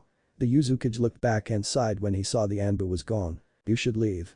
The Yuzukage said, looking over his shoulder. A masked Anbu was standing behind him, his mask was bright blue, with 2 eye holes. Nope. The man said with a playful tone in his voice. The Yuzukage smirked. I'll kill you if you don't. A small chuckle could be heard. You won't kill me, after all you value family over everything. Said the masked man as silver eyes flashed through the eye holes. The Yuzukage frowned. Who would have thought things will end like this? The cage asked. His face showing his age, the wrinkles alongside his eyes deepened. The man stayed shut, there was no answer to that, these were the final words of a man about to die. And to think Konoha will betray us like that, but I understand I probably would have done the same thing. He took another pause as he looked at the dark sky caused by the fires going around the village. I love this village, do me a favor Nanashi. Take care of Naruto for me, he would be more confused than he's ever been, as for Kushina, well, let's just hope she doesn't kill you after what you did to her. He ended with a dry laugh. Nanashi nodded his head. I won't be able to do that, Kitako-sama. As I will stay here with you. The Uzukage nodded. No, you are not. Before Nanashi can react, the cage was by his side. The cage's eyes glowed silver, and just like that Nanashi was gone. A third Uzukage sighed as he took a step forward, looking over the balcony of the cage tower. Forgive me. The cage's eyes shined brightly, the silver eyes shrunk before expanding into a hurricane-type design. Flashback. A Uzukage stared over the ocean. Sir, all civilians are evacuated. What are your orders? The Uzukage looked back. The storm's still blowing. In 2 minutes, I will take out the first fleet of ships. It was supposed to be 2 days before they attack, but nothing is set in stone. When I take out the first fleet of ships, I want all shinobis to line up against the shoreline, try to keep the attackers as far from the village as possible. Once we lose the element of surprise, I want all shinobis to retreat back to the village, there we would have geographical advantage. If all else fails, well, let's just hope it never comes to that. Now go. A swish later the ninja was gone to give out the orders. The Uzukage looked over the cliff, taking 2 steps forward, he fell off. He let himself free fall, his eyes closed as he stretched out his senses. He felt the wind, the rain, the rocks, the ocean below him, the heat of the lightning. He was in perfect harmony with nature. His eyes snapped open. He fell head first into the ocean. A huge tsunami higher than the cliff crashed over the first fleet that contained 10 boats, there were no survivors. The Uzukage once again created a tsunami, this one much smaller, to take out some of the second fleet. Hundreds of arrows were shot from the boats falling down like rain. The Uzukage cursed, his silver eyes glowed before explosion echoed across the sky. The war for Yuzu has begun. Flashback end. I failed you, Kushina. Goodbye. The village of Yuzashiragakure was no more. Konoha. Naruto got up with a jerk. Randa. The bracelet around his wrist bursting before the green energy inside blasted into Naruto's body, he fell over knocked out. Mind scrape. Naruto's eyes flashed open and he chalked water sinked into his mouth. Getting up wheezing and panting, he coughed a couple of times. He looked around and saw he was in some kind of sewer. It was dark and the freezing water below him gave him a chill. Where am I? Naruto thought to himself and jumped when it echoed all around him. The fuck? Once again the same results. Come to me, boy. That was definitely not him. What? Naruto asked, looking around. Come to me, just follow my voice. Naruto walked carefully towards the source of the voice, taking a little longer as the water under him pushed against his feet like some kind of current. Where was it going? He arrived at some giant room. The giant cage in front of him caused him to raise an eyebrow. What was so big? Then his eyes widened. No, Naruto said, scared. The room flared with chakra. Naruto fell to his knees clutching his head, his eyes flashing from blue to red. Come on, release control, give me your will, the power, it feels good, right? I could give you more, just say yes.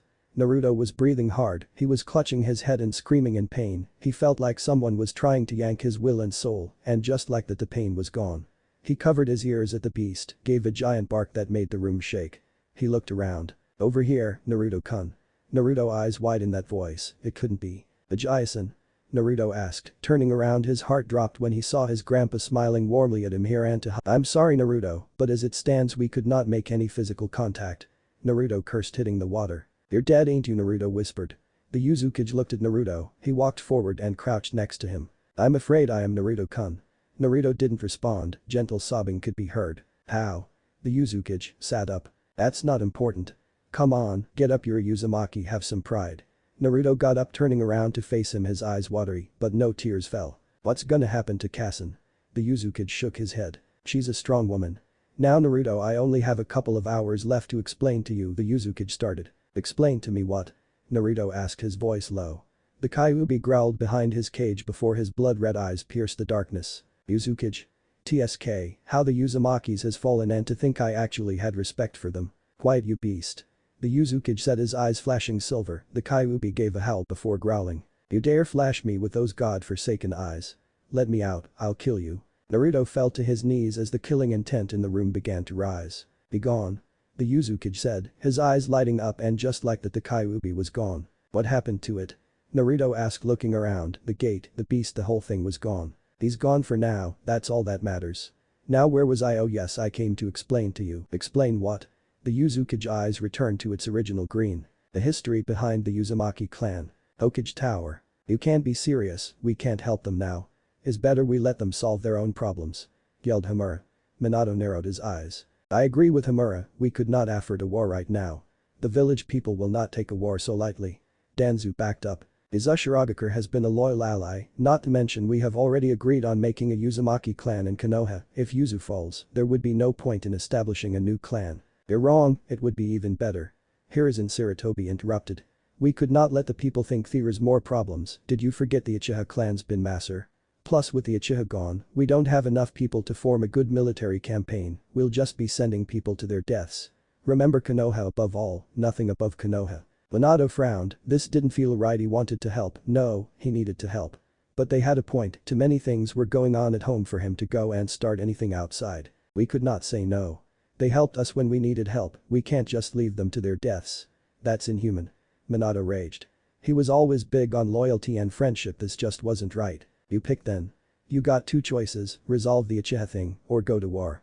Your choice. Minato glared at all of them. Before sighing, letting up, fine. A smug smirk went across Hamura's face. The fire shadow illuminates the village. And they walked out. Minato stood up and looked in the direction of Yuzu. I'm sorry Kushina. Kushina jumped from tree to tree, going as fast as her legs could carry her. She's been running since the middle of the night and hasn't stopped since she was on her way back to Yuzu. The feeling she got earlier wasn't normal. She whipped her katana out and easily blocked the shurikens. She stopped in the middle of the clearing and looked around. I could see you, come out. Kushina said looking at a tree. The tree blurred showing it was a genjutsu before a man in an ocean blue mask with eye holes stepped out. I see your skills are as sharp as always. Kushina frowned. Who are you? She questioned. The man was standing almost lazily, both his hands in his pocket, a bored look in his eyes. You forgot about me so soon. What, it's only been 13 years. Kushina's eyes narrowed. I ain't gonna ask again, who are you? Kushina yelled, flaring her chakra. Chichi-chan didn't think you'd get so mad. Kushina's eyes widened before she appeared above the man, her katana ready to strike. The man raised a kunai trying to block, only for Kushina to phase out, leaving many after images, all swinging their swords at him. He cursed, which one was the real one? He jumped away and smiled when he saw all of them disappear. So you sent a clone. Do I look that weak? Where did you hear that name? Kushina said from the branch of a tree. Heard. I made it. You must remember me if your first reaction was anything to go by. Kushina phased out from the tree, appearing in front of the man. Take off your mask. How about a glass of tea, some food, and then we'll get to the freaky parts. Kushina raised her blade up to his throat. Take off your mask. She said in an angry, hushed voice. The man chuckled before bringing his hand up to his face. He removed the mask in one quick motion. Kushina stayed shocked. He had dark violet eyes, silky black hair and a ponytail, an angular chin and fitting cheekbones. It's been a while, Kushina. Nanashi said. Kushina stared back before driving the blade through his throat and didn't seem surprised when it ghosted past him. It really is you. Kushina hissed. What do you want? Still mad, huh? A glare was his reply. It's your dad. Where is he? Kushina asked. Her voice was cold, but her eyes said it all. Nanashi saw this. I'm sorry Kushina, your dad is dead. Kushina dropped to her knees. So you're telling me that the Rakuto Sennin had a brother that was even stronger than the guy we consider the inventor of ninjutsu? Naruto asked. Yes. The Uzukage responded. And that the Uzumaki are related to this so-called brother, and that we have a Kekkei Genkai that is directly connected to him. Yes. And that's nobody's been able to fully activate it. Yes. And that the former leader of Izashiragakure went crazy trying to handle the power of the Kekkei Genkai. Yes. Wow, that's some pretty good bullshit you're telling me. Naruto replied, his eyes narrowed as he looked at his ghost grandpa. Listen Naruto, our time together is coming to an end. I left you a scroll, it should tell you everything you need to know about the Uzumaki clan. Unfortunately I destroyed the whole island of Yuzu to make sure the enemy don't try to steal anything. Everything I told you was classified, nobody in the world except a select few know about this, and if my fears are correct, somebody has already found out and you and your sister need to get strong fast. I sent a man by the name of Nanashi, he should be able to train you and your sister, but he could only do so much. By now the cage was starting to fade. Remember Naruto, only you could change destiny. And like that he was gone. Naruto woke up and realized he was still in his room, he heard the sound of a window being hit and went to check. He opened the window and jumped back as a hawk flew in, dropping a scroll in his hands before puffing away. He looked at his wrist and saw his bracelet was indeed gone and noticed a small stinging sensation on his chest. He looked down and gasped. He had a tattoo across his body of a silver and red dragon, the creature wrapping around him, its silver-slitted eyes glowing. He ignored her for now and looked at the scroll. Naruto read the inscription on the scroll. Akira Gajo, a story of a forgotten god, history of the Uzumaki. His Ushiragakure. Kushina couldn't believe it, everything was destroyed. It was like Kami herself came down and erased it from the world. There was nothing, just flat land, it was like Yuzu never existed. Nanashi watched Kushina as she laid eyes on what was formerly the village of Whirlpool. He had to admit he was just as sad as her, but he had a mission he would not fail. Let's go Kushina. Nanashi said reaching out trying to grab her arm. Who was it? Kushina asked, her voice cold and void of any emotion. Nanashi frowned. Why does it matter? Kushina turned her head, her green eyes displaying a small slit in them. I said, who was it? Who did this? She yelled. Nanashi sighed. It was Iwa, they've been trying to get rid of us for the longest. I was away from the village, I tried to help, but where are the civilians? Kushina asked, her voice still icy. River country, they should be heading to Konoha. Konoha? Why didn't they send help? We were supposed to be allies. Kushina hissed. Hi, but the Hokage refused to send help, he did say the council was not in agreement. Kushina chakra erupted, the rocks under cracking from the pressure. I see. Let's go. Where? The Wagakure. Nanashi narrowed his eyes. Revenge is never the right option. But yet it has always been seeked. By idiots. Nanashi yelled. Either way, I'm going. With you or without you. Kushina said jumping away. Nanashi cursed following after her. They stopped when they reached the entourage of Iwa shinobis. Nanashi grabbed Kushina's arm as she reached for her blade. Wait, there's more of them. As on Q2 more platoon of soldier arrived, followed by many civilians. They stayed quiet trying to listen in on the conversation. Are these the last of them? Asked one of the many Anbus. These were the only one willing to come with us. The masked Anbu nodded. And the rest? Dead. Kushina felt her heart skip a beat. Good, come on, let's get these no good Uzumakas back to the village. Kushina stepped into the clearing, her chakra circling wildly around her, her hair floating in the air. Release them. Now. Kushina's voice became deeper and her green eyes flashed red. Nanashi looked on, so this was the power of the Kyuubi, for its chakra to still be trapped inside her body, even after it got extracted was amazing. And if we refuse?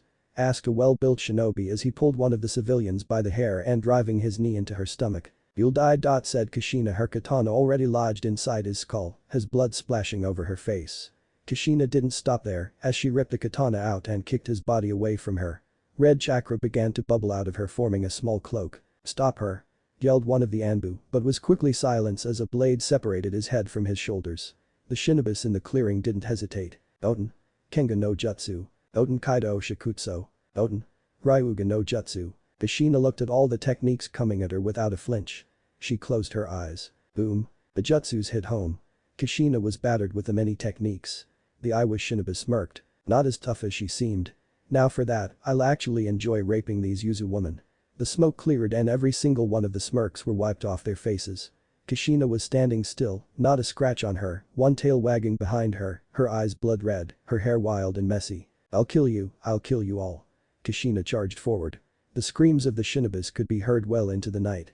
The moon shined over Kushina as she stood over the many bodies, her eyes still red looking from side to side like a predator searching for prey. That's enough Kushina. Nanashi said from the side. Kushina smiled as blood dripped from her chin, she was full of blood from head to toe. It slid off her like water. Kushina in her crazed state attacked. Nanashi stayed calm, before his eyes flashed silver and Kushina fell over, knocked out. He walked up to Kushina picking her up. Follow me. He said talking to the group of people behind him. Why should we follow you? That woman is crazy, she'll probably kill us. Nanashi shrugged. Do what you want. Just keep in mind, this woman was willing to die for all of you. The group of Uzumakas looked at each other, all the women in the group stepped forward, knowing what would have been their fate if Kushina didn't save them. The men were less willing but followed up. Nanashi kept walking, he didn't seem to care if they followed him or not. Let's make camp here. Nanashi stopped in the open plain. Laying Kushina down.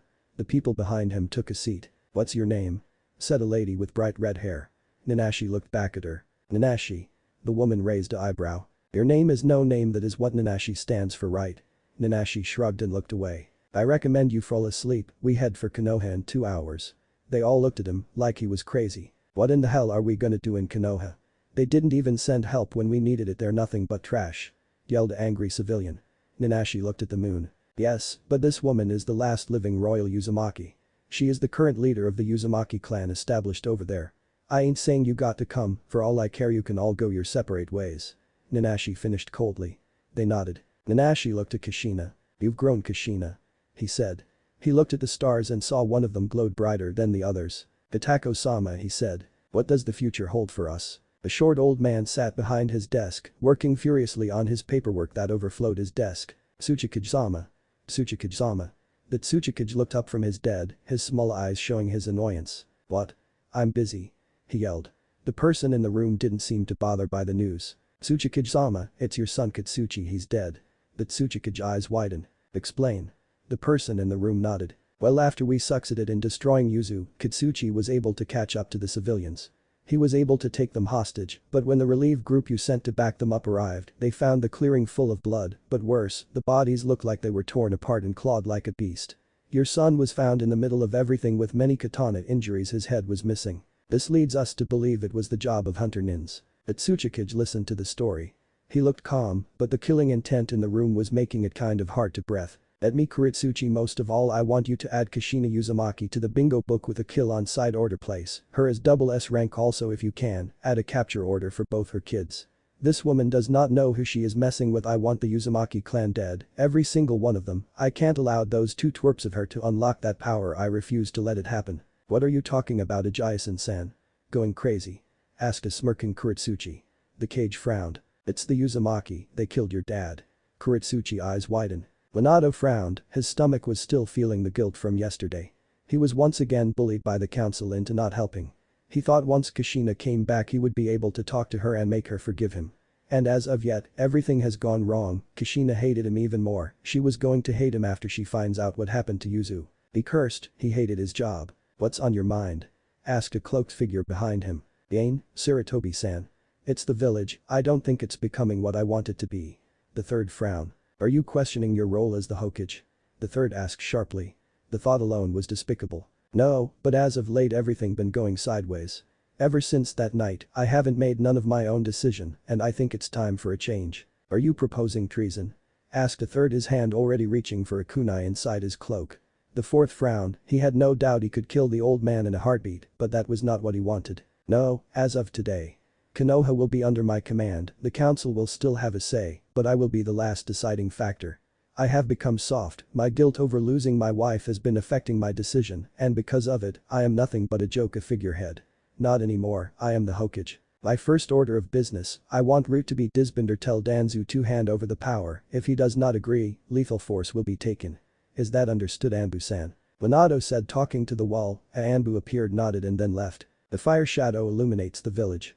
Minato, you're making a very rash move threatening Danzu like that. The third fought on. Minato met his glare. The time of games is over. I will reunite my family, even if I got to destroy the village to reach that goal. Now leave, I got things to think about. The fourth said coldly as he turned around to look out the window. I'm sorry, Minato. The third tried to stab a kunai into the back of Minato's head, but his eyes widened as he coughed up blood. Yeah, me too. Said Minato from behind him. The third Hokage was dead. Kushina frowned as she looked at the village of Konoha from her location on top of a tree. This village has caused her nothing but pain. Do you wish to see it burn? Asked Nanashi standing right next to her, his mask back in place. Kushina looked at him from the corner of her eyes. Why are you here? Kushina asked, completely ignoring his question. I have no choice. Your turn. Kushina turned her head to look at him completely. That wasn't what I asked. Kushina said sharply. Nanashi smirked. But it was what I answered. Nanashi mocked. Kushina scoffed. Why don't you die? Nanashi's shoulders tensed. Yeah, I ask myself that every day. Kushina sighed. I'm sorry, Nanashi, but what you did could not be forgiven. Nanashi snorted, nor do I ask for forgiveness. Let's go. Kushina ordered. Nanashi jumped down. Okay, we're about to enter the village. Please stay in one line. Nanashi yelled. The group of people has noticeably shrinked as some of the other refugees decided to go their separate ways. Kushina looked over the people and her hands clenched. This was the last piece she had from Yuzu. Let's go. Kushina ordered. Hi, Kushina Heim. They yelled back. Kushina nodded as she led the group of people to the main gate. Kushina-sama. I was not aware you left the village. Stated Katetsu sitting inside his little hut by the village's entrance. Kushina narrowed her eyes, just the fact a Konoha nin talked to her made her want to rage. Hi, I was away doing something that needed my undivided attention. Check us in, these people are now under my rule as the Uzumaki clan head. Kotetsu nodded. If you would all sign these permission slips, that states that you are now villagers of Konoha. The Uzumaki people looked at him before snorting. We did not come here to be part of Konoha, we came here to keep the Uzumaki alive. We are under Kushina Haim only. A white-haired man spoke. The others nodding their heads in agreement. I'm sorry Kushina-sama, but if they don't sign they would not be allowed into the village. Kushina nodded turning back to them. Follow me. As she walked in quickly being followed. Kushina-sama, you are breaking the rules, lethal force will be taken if they don't stop right now. Kotetsu argued. Kotetsu cursed, no way he can stop her from bringing them in, but he could distract them. And if I refuse? Kushina asked. Kotetsu pulled out a kunai. I wouldn't do that if I were you. Said Nanashi, his own kunai placed to his neck. Tell your man stand down Kushina. Everyone heard a voice above them. Nanashi looked at the figure on top of the building, blonde hair, blue eyes, cool trench coat. Yup, it's him. Kushina looked at the man, her eyes flashing red. When you let them pass. Minato narrowed his eyes before nodding his head. It's alright Kotetsu, let them through. Kushina, my office, bring your little friend with you. And just like that the fourth was gone. Nanashi raised an eyebrow. These fast. Kushina made a clone. Take them to the house, get them settled down. Tell Naruto I should be there soon. The clone nodded before nudging the people to follow her. Let's go Nanashi. Kushina said jumping away. Nanashi looked at Kushina before staring at a random wall. He jumped away after Kushina. Hokage office. Minato sat behind his desk, his arms crossed in front of him. He didn't flinch when two figures appeared. He easily grabbed the incoming fist before ducking under a high kick and then pushing the attacker away easily. Kushina, stop. Nanashi said, still standing in the same spot, looking at Kushina, his mask placed over his face. Kushina stood up from the floor before staring at Minato, who was back behind his desk. Give me a reason. Kushina hissed, glaring down Minato. A reason for what? Minato asked. A reason why I shouldn't burn this village to the ground. For you too can feel the pain of losing everything. Minato didn't answer right away, instead taking his time to look at her. It could not be helped, we were in a bad situation. Minato began. A bad situation? Because of you my village is gone and I lost my father. And you think it was okay because you were in a bad situation? Kushina anger was showing. Minato nodded. The job of the Hokage is not to please other nation, but to protect its own. Minato stated coldly. Kushina lost it, her eyes flashing red as she took out her katana. Kushina, stop it. Kushina looked over at Nanashi, who hasn't moved an inch since they got there. This guy destroyed your village and you defend him. Are you crazy? Kushina asked. Nanashi nodded. Hi, he did. But he is right. Your dad told me he would have done the same if he was in the same situation as him. Being a leader isn't easy. Some decision must be made and sometimes those decisions affect other people. Kushina snarled, he sounded just like him. So you were in fact there when the Uzukage was fighting. Why didn't you help him? If you are who I think you are more than enough help. Minato stated. Nanashi nodded. Indeed. But this still doesn't answer why didn't you send help? Nanashi retorted. Minato glared at him but looked away because looking into that swirling blue mask made you dizzy. I was forced by the council. Minato desk was snapped in half as Kushina drove her fist through it. The council, it's always the council. I'll kill them all. No need. Minato replied. What you mean? Nanashi asked. I have already taken care of them even if it took drastic measures. Let's just say the council will not be a problem anymore. Minato smirked at the end. Kushina narrowed her eyes. So there is no council? Minato shook his head. No there is, they just won't be as pushy as they were. Nanashi nodded, getting the innuendo. Kushina, I am willing to help you rebuild your clan, I would allow you to take your revenge, and I would even let you leave if that is what you desire, but please, give me a chance to make things right. Minato begged. Kushina stayed silent. I would rather you die than give you my forgiveness. Kushina stated coldly. Minato nodded sadly. I don't want nothing to do with you, you're nothing but trash Minato, and it's about time you realize this yourself. Minato narrowed his eyes. If that is what you want, I want the Uzumaki clan to stay away from the Namikaze from now on. You and anyone from your clan will be prohibited from contacting any Namikaze including Nami. Mianto said fiercely. Kushina stood up. You can't do that, Nami is a Uzumaki as much as she is Namikaze. Minato nodded. You're right. But ever since you got here all I've tried to do is reunite our family. I even killed the third Hokage because he was against us being together. I got rid of the council who were the main reason I had to send you away in the first place. Not to mention, I sent you away with plans already of how to get you back, and when I get you back you come and be nothing but a little girl about everything and blaming me for everything bad that's happened to you like a little bitch. Minato finished harshly. Kushina eyes narrowed. You're wrong Minato, I did try to make it work. And how have you tried to make it work? Minato cut her off. Kushina eyes flashed red. I actually coming back in the first place, Kushina said. And if you want to ban Nami from seeing her mother, fine. Do what you want, but you would never see Naruto, he won't even be at your funeral. See, what hurts me the most is you won't admit you were wrong, betray yourself, keep telling yourself that you were the victim. Kushina said, leaving the office, tears threatening to come out. Minato watched her leave. Nanashi still hasn't made a move. Do you know where I can find a blacksmith? My sword getting kind of rusty. Nanashi stated. Minato didn't respond. What are you to Kushina? Minato said, his voice full of contempt. Nanashi shrugged his shoulders. Well, before she was sent over here I was next in line to marry her. Well, I still am, since your marriage is shot down to shit. Minato was on him the minute he mentioned marriage. I'll kill you if you even try to take her from me. Minato whispered into his ear. Nanashi nodded before Minato found himself going right through him. That is not your decision to make. So I guess you don't know where it's at. I'll find it myself. It was nice meeting you, Hokage-san. Before Nanashi flashed out of the office. Minato kneeled on the floor before getting up. I cannot fail, I will reunite my family. Sasuke glared at the new Uzumaki estate. He looked at the new gate that replaced the old Uchiha gate. He spat at the floor, just the thought that the village believes a Uzumaki could replace the Uchiha was sickening. Nothing can compare to the Sharingan, everything was below it. He jumped over the gate and walked down the road. He grabbed his head as every house he passed made another memory resurface. He fell on his knees as he reached a point where so many different things were hitting him that he was getting dizzy. He began to hyperventilate, his pupils dilated and his mouth became dry as he laid on the floor. He was finding it hard to breathe before he was picked up. He looked up at his helper and saw it was a red-haired woman with vibrating green eyes. It's okay, Sasuke-kun, I'm here. The woman said. Sasuke was beginning to see black as his eyes closed. Kushina looked at the passed-out Sasuke and frowned. She could feel his pain, the fact of losing your whole family. She remembered the feelings she had when she looked at what used to be Yuzu. She sighed before she took a step and blew it away. Kushina arrived in the main house. She walked in and raised an eyebrow at the familiar design. Minato must have rearranged everything for it could look like the old Uzumaki estate back home. Hassan, I see you've returned. Naruto said calmly, leaning against the wall. Why is Sasuke here? Kushina sighed. Everything will be explained in due time, Naruto, let's wait for Nanashi, he would clear everything up. I'm going to bed, take care of Sasuke, he would be with us for the remainder of our stay in Konoha. Naruto already hated the idea but nodded. He was wondering who this Nanashi person was. Naruto took Sasuke from his mom, picking him up bridal style before taking him to the living room, slamming his head into the wall. Careful, Naruto. Kushina said.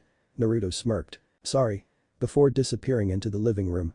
Kushina watched him leave and sighed as she walked up the elegant marble stairs that greeted anyone that walked into the house. She needed some sleep. I take it you're done?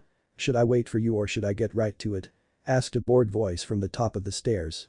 Kushina looked at the swirling blue mask and nodded. Take the initiative, I'll be back down in a couple of hours. Kushina said tiredly. Nanashi nodded and she heard a crash before a groan escaped what seemed like Naruto's mouth. She shook her head, walking up the stairs. If this was in fact like the old Uzumaki estate, her room would be that way. Naruto cursed as he picked himself up from the floor after being pushed into the wall. Who are you? Naruto asked nervously. Nanashi looked at him before grabbing him by the hair and lifting him up, grabbing his collar and tearing it open, displaying his chest. I see, you have already came in contact with Kitako-sama. What did he tell you? Naruto didn't know if he could trust this man with such information, but he really didn't have a choice at the moment. He told me the basics of the history of the Uzumaki. He gave me a scroll, but I have not opened it yet, waiting for my mom to get back. Nanashi nodded, still holding Naruto up by the hair. I see, take a seat. Nanashi said, flinging Naruto into the couch that just so happened to have Sasuke on it, their bodies colliding. Naruto rolled off him with a groan as Sasuke got up and looked around. His vision closing in on Nanashi and he reached for a kunai and cursing when he didn't find one. Nanashi looked at the Uchiha and raised an eyebrow. I think a Uzumaki and Uchiha will be in the same room, how cliché. Nanashi said. Sasuke snarled when he mentioned the Uchiha. What do you know about the Uchiha clan? Sasuke demanded, putting a feet down, a groan escaping someone's throat. Get the fuck off me, you useless bastard. Naruto muttered. Sasuke looked at the down Naruto and before standing up placing another leg on his head. Ops. Sasuke said with a smirk. Naruto got up, shaking himself off. Fuck you. Naruto stated. They both looked back at Nanashi, who was staring back at them through his eye holes. Who are you? Sasuke asked, Naruto staying quiet since last time he asked that he got sent through a wall. The same thing happening to Sasuke. Naruto just smirked as Sasuke picked himself up. I'll be the one asking the questions. What are your names? Sasuke stood once again next to Naruto, grilling him when he saw the smirk on his face. My name is Uchiha Sasuke. Nanashi nodded. I'm Uzumaki Naruto. Nanashi nodded. They're both wrong. Nanashi stated boredly. Naruto narrowed his eyes, Sasuke glared. You two have not reached your respective dojutsu, not to mention Yuzu was destroyed along with everything inside it. And the Uchiha clan was massacred, so tell me. How could you be a Uzumaki and a Uchiha? Naruto's eyes were wide, he was aware his grandpa died, but the whole village of Yuzu. Sasuke looked at Naruto seeing him a new light. Maybe he does know the pain of having nothing. Wipe that look off your faces. Both of you. There is no time for feelings in the shinobi world. Well, I was in fact only going to train Naruto. You interest me, Sasuke. At the word training they both perked up. Nanashi smirked at the eager look they displayed. When do we start? Sasuke asked. Naruto just nodded. Soon first, channel chakra to your eyes. They stared at him weirdly, but his expectant look didn't leave his posture. They both did the same, their eyes glowing but nothing changed. Nanashi raised an eyebrow before walking up to Sasuke, his eyes glowing silver. Do that again. He ordered, Nanashi eyes flashing silver looking deep into Sasuke's eyes before wincing. Sasuke's eyes remained the same. Nanashi began to laugh loudly, Naruto and Sasuke just looked at him like he lost it. Nanashi calmed down. Anyways, moving on, meet me in the training ground in 2 minutes. If you are not there, I would personally beat you to a pulp. Naruto and Sasuke's eyes widened, the training ground was all the way across the village. Nanashi was gone.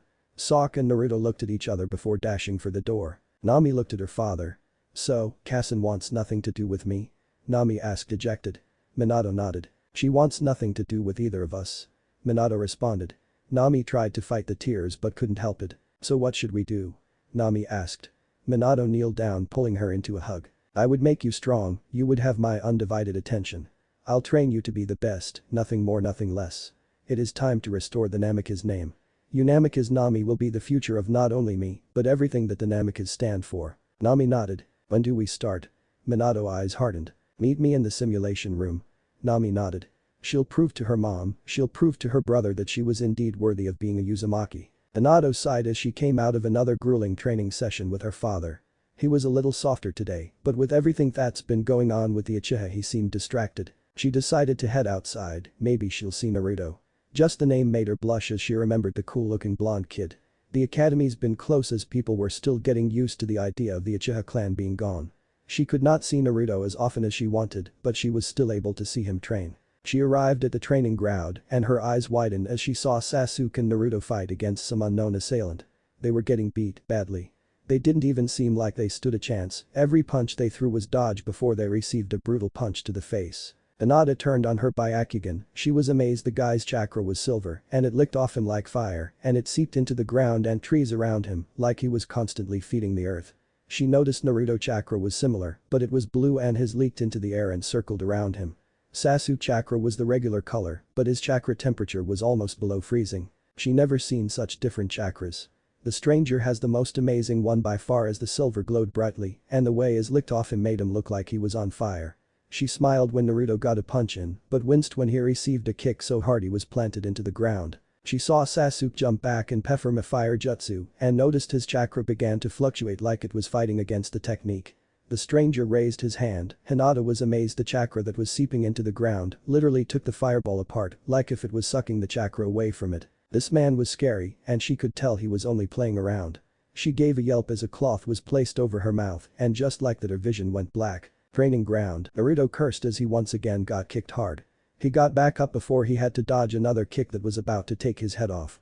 He pushed away, Sasuke jumping onto the fray before he was punched in the gut and kneed in the face. Sasuke performed a backflip in the air landing on his feet spitting out some blood, Naruto appeared next to him. I thought I was gonna get more of a challenge, well I guess you can't expect so much from to no-name brats. Naruto and Sasuke gave a snarl. How about a game? Nanashi proposed. Naruto and Sokka looked at each other.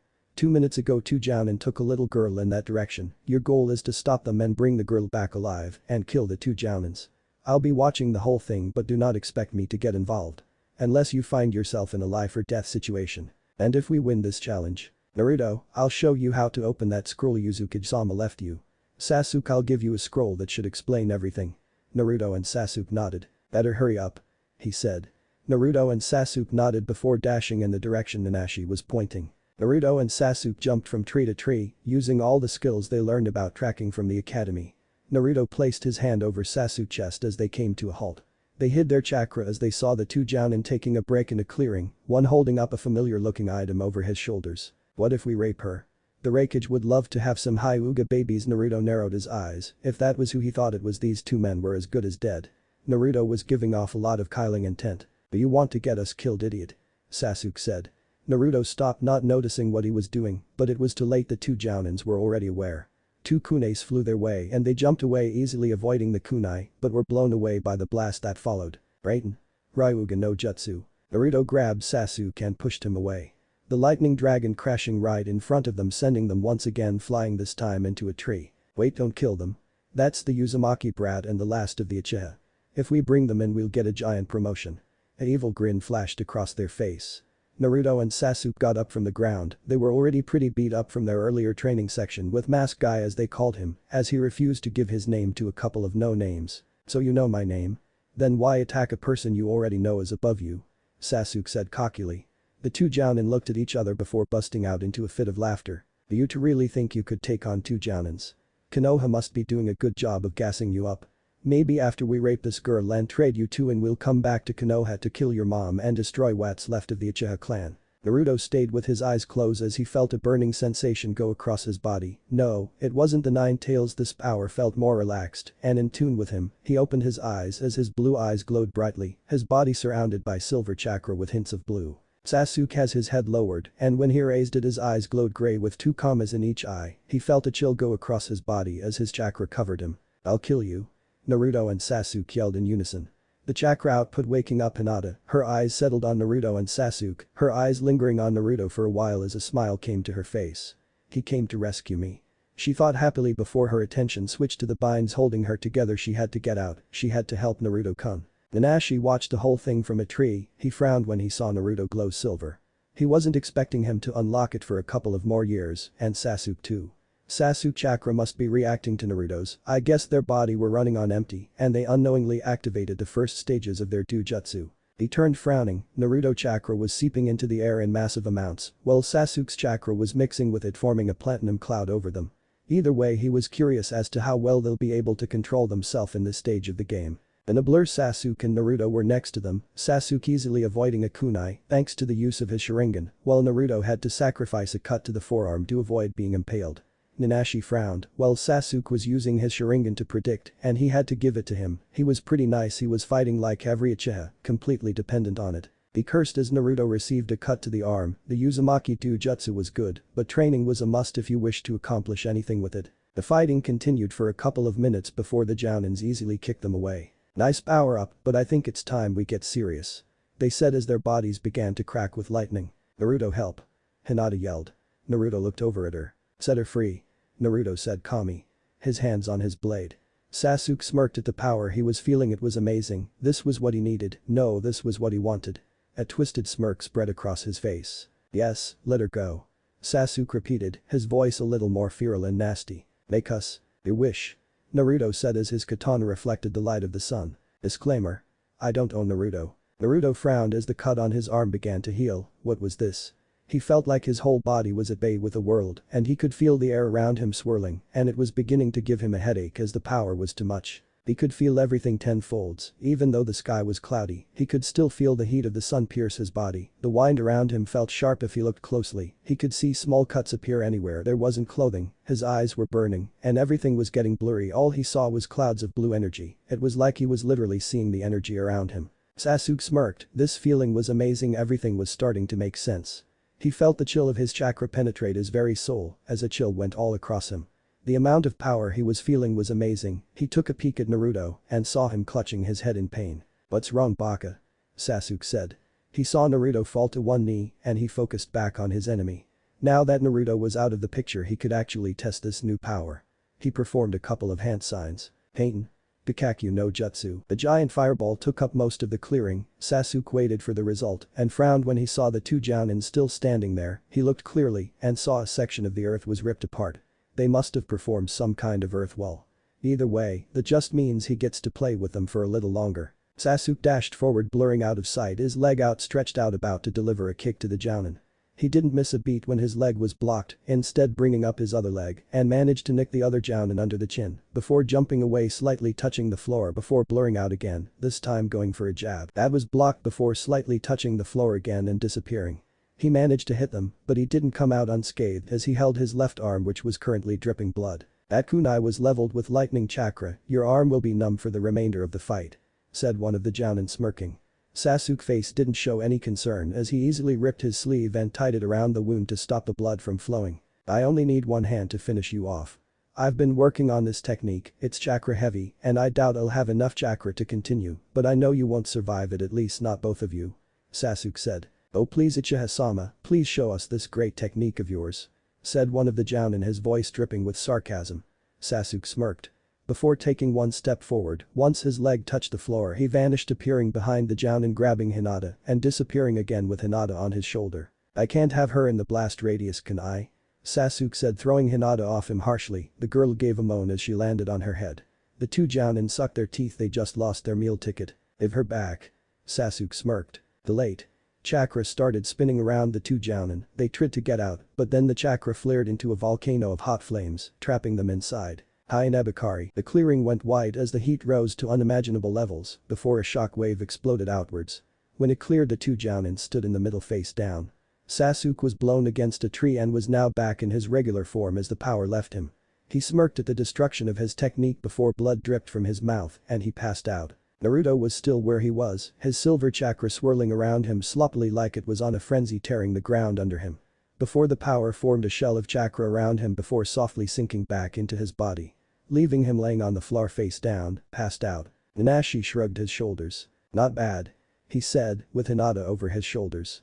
He looked at Sasuke and frowned, the power that kid let out earlier was unbelievable. Before he smirked. He looked at Naruto and raised an eyebrow. At some point in time, Naruto's hair turned red like his mother and he smiled. Congratulations kid, you are officially the youngest Uzumaki that unlocks his power. But I doubt either of them will be able to activate it again till they get older. Those things do take up a lot of energy and once you run out of energy it feeds of your body, he said, looking at the still bleeding Sasuke. He walked over to Naruto, laying Hinata next to him and getting Sasuke and doing the same. He raised his hands over them and just like that they were gone. Let's get you home.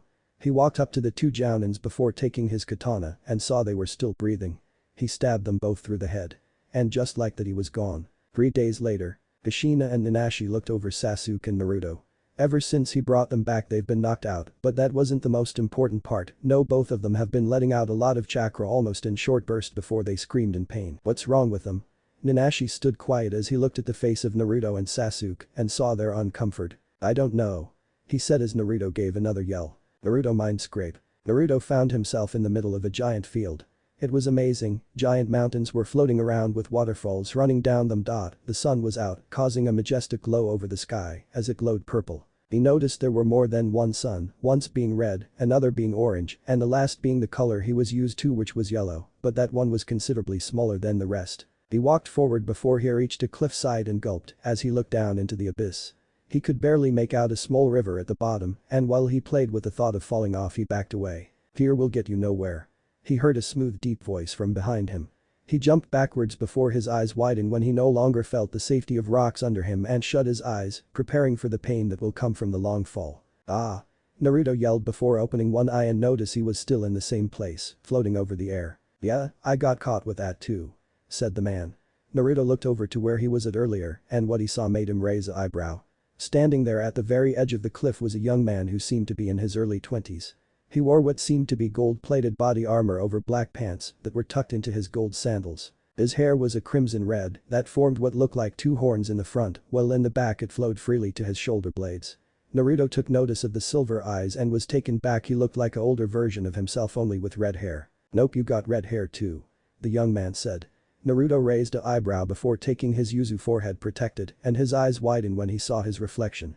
He indeed have red hair, but his were spiky and flowed to his back with two bangs framing his chiseled face. Think of Goku's Super Saiyan 3 form. Naruto stared in awe at himself, his glowing silver eyes caught his attention. Don't get too hype over unlocking your Kekkei Genkai, you won't have it once you leave this place, the man said, still standing in the same place. Naruto looked back at him before willing his body to go forward, only for him to stay in the same spot. You got to feel the wind around you and ask it permission to push you. Come on, it's not rocket science. The man said calmly. Naruto stared at him. This guy is talking about talking to the wind and asking it permission. Yup, he's crazy. As Naruto began trying to swim to land. Do it. The man said. His voice was calm, but you could tell it was an order. After a couple of minutes of failing at his pathetic attempt at getting to land, Naruto complied, asking the wind to push him forward. He was surprised when he began to float forward and landed softly on his feet. Told you so. The man said. Naruto didn't respond, instead dashing forward and tried to punch the man. When Naruto's fist connected with the guy's face, a crack was heard before Naruto cried out in pain as he held his broken hand. You punch like a bitch. The man said calmly as he looked at the kid jump around, grabbing his hand and cursing. He looked up at the sky and sighed. You remind me much of him. He began. Naruto looked back at him. Who? Naruto replied. My older brother Rakuto. Naruto raised an eyebrow. That name sounded familiar. Before he realized he hasn't introduced himself. My name is not Rakuto. I am Uzumaki Naruto, and you are? The man looked at him puzzled. Uzumaki, I haven't heard that in a while. You failed to answer my question. Oh yes, of course. My name is Akira Gagyo, or you may know me as the first Uzumaki or the inventor of life. Naruto was awestruck. This guy seemed like your average person. To think he created life or was the founder of his clan was too much. But you don't look past 20. I ain't. The man stated calmly. Then how are you who you say you are? Those things happened over 500 years ago, and I know my clan isn't only 20. Enough, when did age become so important? You mortals never seem to get the bigger picture of things. No wonder you die so young and get old. But that is not why I am here. Naruto noticed the change in attitude and was a little creeped out. You Naruto have been chosen to be the next wielder of the Tama. Spirit eyes. You're talking about these silver things, right? Naruto said, pointing at his eyes. The man nodded. Listen well, I will only say this once. The man said. Naruto nodded. Long ago, when the world was just beginning, me and my brother were sent to this world. We arrived and we found it in shambles. A beast known as the Ten Tails was running rampant. Its power was amazing. Me and my brother were in a fight with it for over 3 months. The beast was relentless in its attacks. My brother was able to split it into 9 different beings before I used my power to give them a shape and sent them to different places around the world. After the fight, me and my brother were weakened. We didn't have enough power to return home, but we noticed something. The amount of power we let into the world was literally taking the planet apart. Are you that strong? Naruto interrupted in awe. I told you not to interrupt. Akira said before continuing. Where was I? Oh yeah, there was a flash of bright light, and when we woke up, we were completely different people. Our bodies changed, my hair turned red and my eyes glowed silver. My body got stronger and I realized I could control everything from the wind to the earth and even lightning. I could make it rain, snow, hot, hurricane, volcano explosion. My power was infinite, but my brother's power was even weirder. His eyes turned gray with rings. He was able to create something I see you all use now called chakra, or the way he put it, yin and yang. But with new power came responsibility. I decided I wanted to split ways. My brother went west and I went east. I heard stories of a man that could cure anything and taught other people the way of the ninja. I grew worried, knowing that this world wasn't ready for what my brother was trying to accomplish. He took a pause as the sun went down in the weird world. The many stars illuminated the clearing, and Naruto noticed the floating mountains were beginning to descend back into the land. Before softly hitting the floor, Naruto was amazed, and then he saw it was indeed the guy in front of him doing all this. He wasn't playing when he said his power was infinite. When I went to approach him about it, I knew there was something off. He was darker, his attitude has been boosted by the other people, and he challenged me to a fight. He believed I was too strong to be left alive. Akira spit out. He went crazy with power, so crazy in fact. He even went around and gathered the tail beast, forming the Juubi again, and sealed it inside himself. He was going mad, and I had to stop him no matter the cost. We fought, but I quickly realized there was no way I could stop him without killing him. Naruto heard the pain in his voice. I wasn't capable of doing it, so I just fought him till he was weak and left. I left him in the middle of the clearing half dead. I didn't even turn around when he called my name and asked for forgiveness. I didn't even look back when I heard him curse my very name. I was done with him. A couple years passed and I heard word he died. I couldn't believe it, but then I got wind he had kids and that they possessed some weird power much like their dad. I watched them, making sure they didn't share his dream of getting crazy. They were the Uchiha and the Senju. I was heartbroken when I saw the family who share the same blood come from my brother kill each other, only to see who was stronger. I couldn't take it. I moved away to a small island just off the coast of another island. There I met some strange tribe and I married the daughter of the chief in order to stay with them. I changed my name to Uzumaki and the rest is history. Naruto could only stare at the man. This man knew this old guy was something else. But why I here? Well, I don't really know myself. You're much too young to be the chosen one. The chosen one? Akira nodded. Before I was killed, I left a mark on one of my kids that will seal of my power away from them, that way they won't go crazy like my brother's kids. The seal has weakened over time, if your eyes are anything to go by, but your power is different, it's so familiar. It feels almost like mine, come here. Naruto complied. Akira grabbed Naruto, ripping his shirt open, before Naruto groaned and said something like not again before he kept searching and found it. Just right of his heart something began to glow before Naruto felt intense pain. When it was gone, Naruto looked down and indeed a seal in the shape of a swirl was there, but if he looked closely he'll see that the swirl was opening up. So you're the one? Not very impressive. This explains how you found my ancient world on Pandora. Naruto replayed everything he heard from this man before asking one thing. How were you killed? Akira frowned. That was not a topic he was very fond of, but if he kept the kid in the dark the same could happen to him. It's a man, he came to the village I live. I was old, well past my prime, well my soul and power were the same, my physical body was not up to par after all. I did need to pay a price for giving your clan half of my chakra, for you could defend yourself after I die. Naruto paid attention to every single detail that was spoken, reading in between every line. Akira looked at the kid and was surprised at the look he was giving. He claimed, I knew where the 10 tails was, at which I had no clue what my brother did with them. I asked him, what did he want with such an atrocity? He laughed and said power. What was his name? Akira frowned. He didn't give one directly, but he did say he had a group called Akatsuki and to call him Toby. I know for a fact he's still around. What makes you think that? You still have the Kyuubi inside you. If him and his organization was able to complete their plan, there wouldn't be world. How did he kill you? He didn't. He sealed me away here. I've been stuck here for years, that's why I look as young as I do. In this world, you don't get old, tired, bored, hungry. The fact you're here means you are the kid of destiny. You'll free the world from its path of darkness, even if you do end up looking like the evil one. Naruto was shocked. He couldn't believe what he was hearing. 2 hours ago he was a random kid from Yuzu. Now he was some chosen legend that had to defeat a man that was capable of taking down not only the person that gave him chakra and invented ninjutsu, but a man that was able to survive for almost 400 years and defeat the founder of a clan that viewed him as the strongest person to ever walk the earth. I could help you down your path, Naruto, you just got to take my hand. Naruto looked at the outstretched hand. He didn't know what to do. He was just a kid. He wanted his mom, his sister shit. He even missed Nanashi. He decided to make a decision. On one condition. Naruto said as his silver eyes glowed. Anything? Sasuke cursed as his body felt another shock wave before he stumbled around.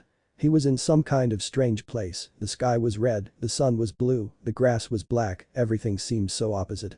He also frowned at the many Sharingans hovering over his head. They all had different designs and shapes. The one that stood out the most were a shiny gray one with a black atom-like shape in the middle. I see you like the view. Sasuke heard a voice that seemed to be coming from everywhere. He looked up and down, side to side and still didn't see no one. If you wish to see me, open your eyes. Sasuke looked around, his eyes were already open before he recognized his ignorance. He sent chakra to his eyes and almost instantly everything went back to its original color, and standing a couple of feet in front of him was a man in Samari's suit that seemed to be made of rock. He noticed the man's hair was spiky and formed to horns on his head and his weird gray eyes were piercing his very soul. To think someone so young could attain something so old is just incredible. The man said rather amused. While still keeping his calm posture. Tell me, young one, what is your name? Sasuke looked at him. It's rude to ask someone else's name without giving your name first. Sasuke said in a matter-of-fact tone. The man didn't show no outward reaction before opening his mouth. My name is Rikudo, you might know me as the Sage of the Six Paths. Sasuke nodded. I am Uchiha Sasuke. Uchiha you say? What are the odds I'll run into one of you after so many years?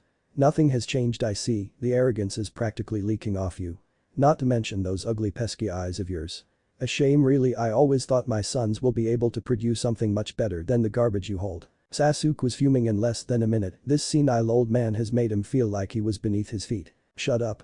You know nothing about the Uchiha clan, what's left of it anyways. Sasuke yelled.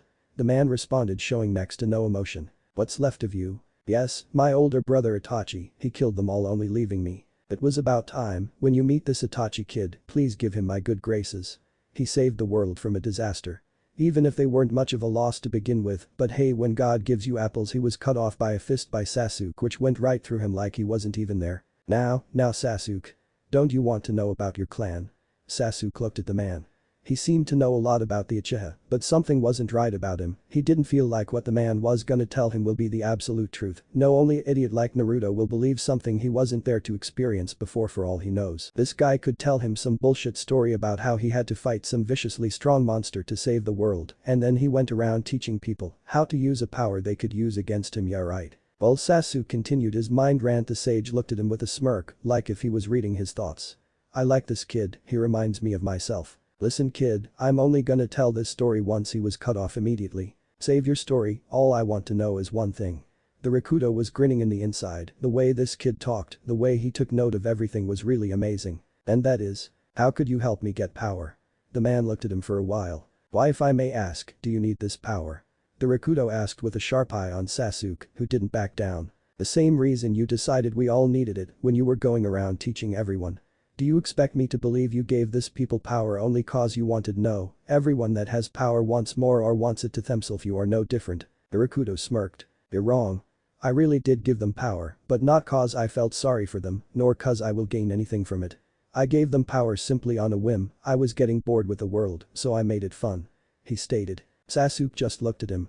The Rakuto moved forward before tapping on the forehead, and just like that Sasuke saw everything this man was capable of, the reason behind what he did, the destruction it caused, and what's worse, this man didn't even care. He wasn't lying, he really was bored with the way things were going, but in his memory he saw him go against some red-headed man that beat him up pretty badly. The Rakuto smirked as he finished going through Sasuke's memory. Who was that man? The Rakuto didn't miss a beat. My brother, a Uzumaki. That's all I'm willing to say on the subject. I got a Uzumaki friend. Sasuke was slammed into the floor, his lungs tearing under the pressure, as this guy was able to do something that seemed like increase the gravity around him. A Uzumaki is not a friend. It that fucking understood. Uchiha does not make bonds with the likes of a Uzumaki or worse a Senju. Sasuke nodded. While he was starting to build up a tolerance for the blonde kid, he was not willing to die for him. The man let him go, and just like that he felt the wind return to him, his injury heal. What did the Uzumaki do to you? Sasuke asked, still catching breath. The Rakuto looked up at the sky as black flames began to fall from the heaven in the form of rain. Uchiha hate Uzumaki, Uzumaki hate Namikaze, and everyone hates the Senju. That's how it's always been. The Rakuto responded simply. When did the Namikaze come into the mix? After all, there's only 2 alive. Bam. You mean to tell me those fucking Namikaze are still around? Sasuke nodded, well tried as he was currently being held up by his throat. The Rakuto was glowing peach black as a shroud surrounded his body. Listen to me well, if you ever have to fight an Namikaze and they have full control of their power, run. Sasuke couldn't believe this, were the Namikaze really that big of a threat? This guy didn't even get all that worked up about the Uzumaki, and they're the ones that killed him. And I know why. Sasuke said. The Rakuto anger vanished instantly. Those are story best left untold. Now I see you unlocked your Sharingan, but I'm sorry I have to take them away. The Rakuto said, walking forward, one hand outstretched. What? Why? The Rakuto shrugged. Simple, you aren't ready for the power these specific eyes you unlock hold. I already made this mistake once with Toby, I won't let it happen again. Now excuse me, please don't move too much, this will be painful. The Rakuto said calmly. Sasuke tried to jump away, but he found himself pegged to the floor before the Rakuto put 2 fingers through each eye before pulling out what seemed to be some kind of dark blue chakra.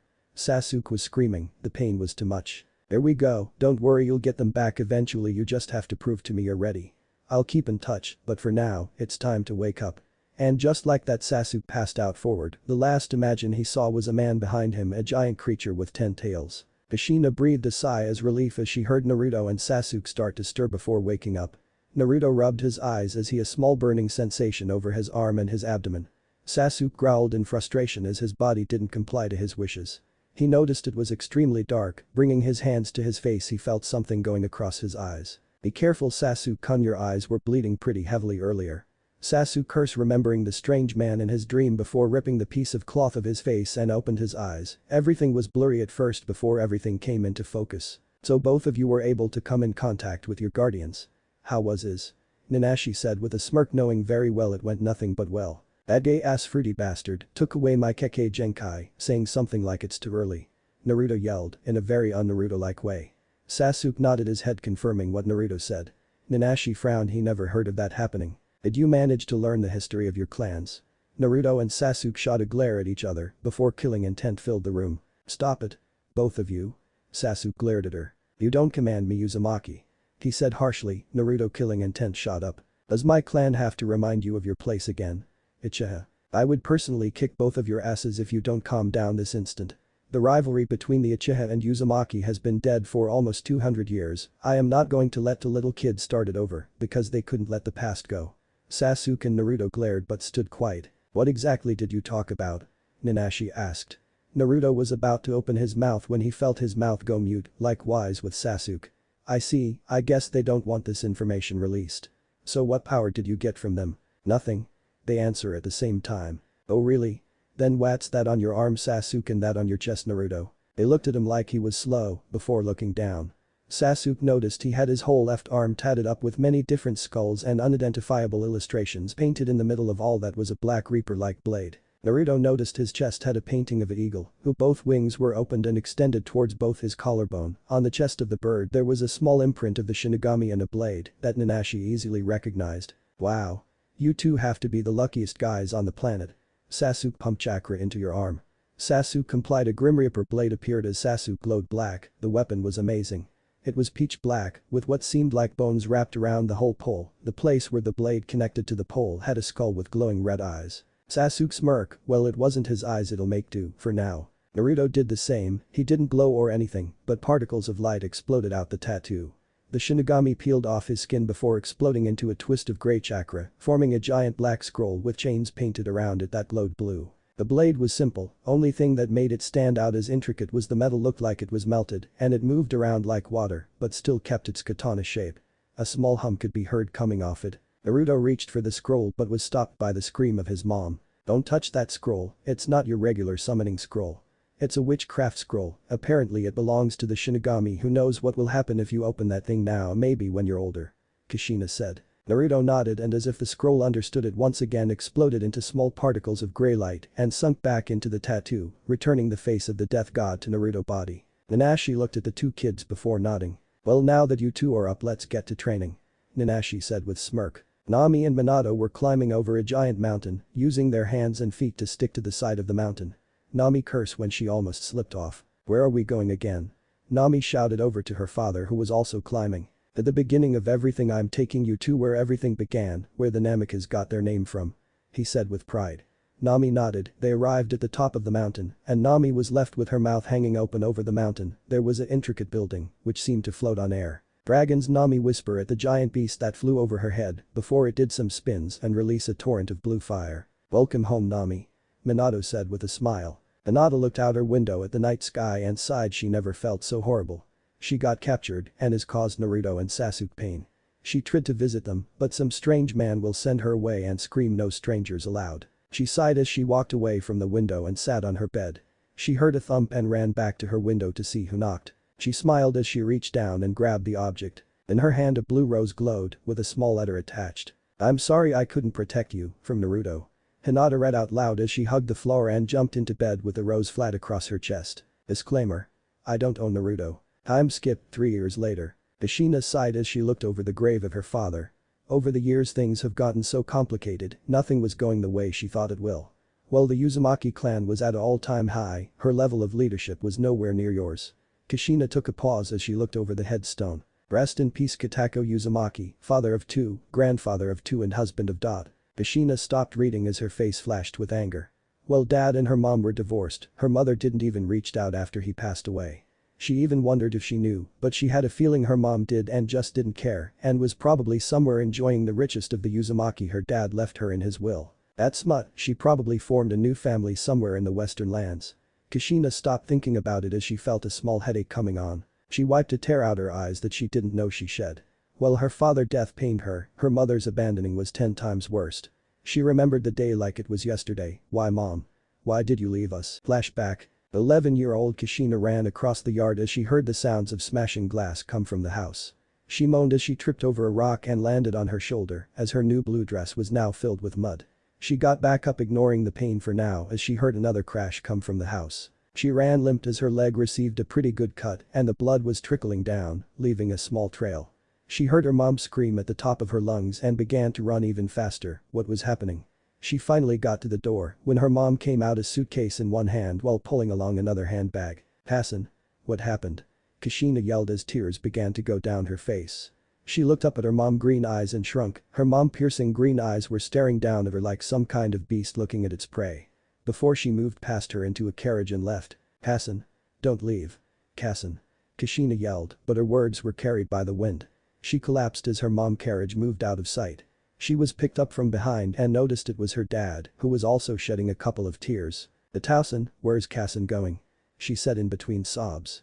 Her father put his head down in shame. She's gone. And carried her inside before closing the door behind him. She spent the whole night crying, and the tears were still falling when one of the many servants came to wake her up for school. Kashina-sama, please stop crying.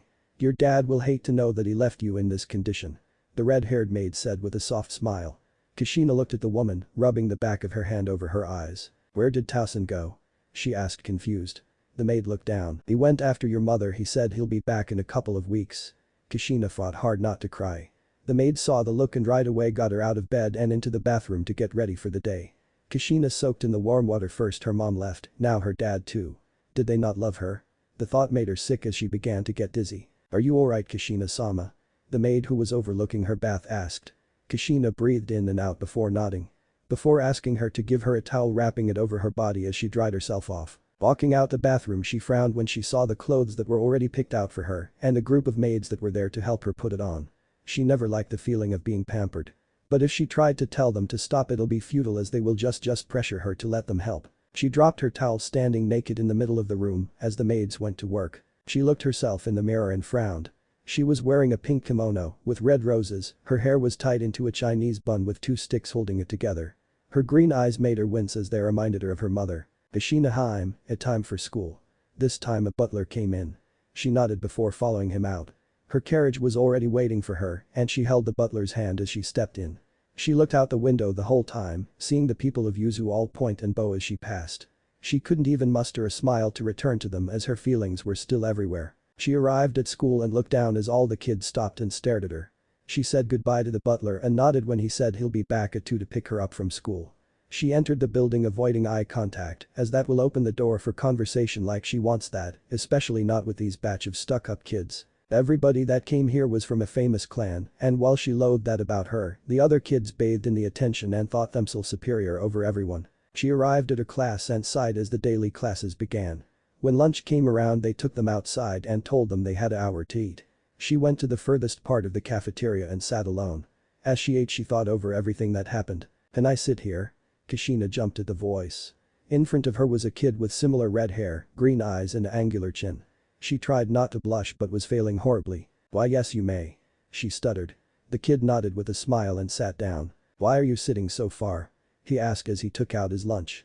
She was surprised he was actually talking to her, most boys wouldn't even come close to her, after all her father was the Yuzukage. I like being alone. She said lowly. He raised an eyebrow. If you ask me, you're too pretty to hide all this beauty. Kashina blushed, even if what he said didn't really make all that sense. I'm Kashina Uzumaki, you? Kashina asked. I never liked my name but if you insist. Flashback end, Nanashi. Kashina said still staring at the stone before cleaning her face of a couple more tears. She looked at all the blue roses surrounding the stone and smiled. Blue roses were Naruto's symbol of acknowledge, it could either be he consider you a worthy opponent or he considers you one of his own and he'll die to protect you. While she never figured out how he was able to make these roses out of his chakra, she never really bothered to ask. Naruto is getting so strong Towson. I have no doubt in my mind he'll become a great warrior and avenge your death. A cold wind went across the clearing. She frowned. I know. You were never really big on revenge and I have tried to tell him that's not the path but he just keeps pushing he's hard-headed. She smiled as that was something her father used to call her. I guess he really was her son. Over the years, him, Sasuke and Nanashi have been able to progress in leaps and bounds. Well it's still pretty far before he reaches his true potential, right now he was probably at the peak of his training. She smiled as a picture of the now red-headed Naruto went across her mind. Let's not mention his abilities with the katana. He's amazing, even Nanashi has to try when they spar with him. She said proudly. She smiled. He still hasn't unlocked his tama technically. He said it has to do with this guy named Akiro, but every time I ask him about it, he just said he couldn't tell her if he wanted. But I'm concerned this newfound power of his has changed him. She said before taking a seat. She's been standing there since sunrise and it was already around 9 and Naruto won't start school for another 2 hours. He's no longer this all to himself kid.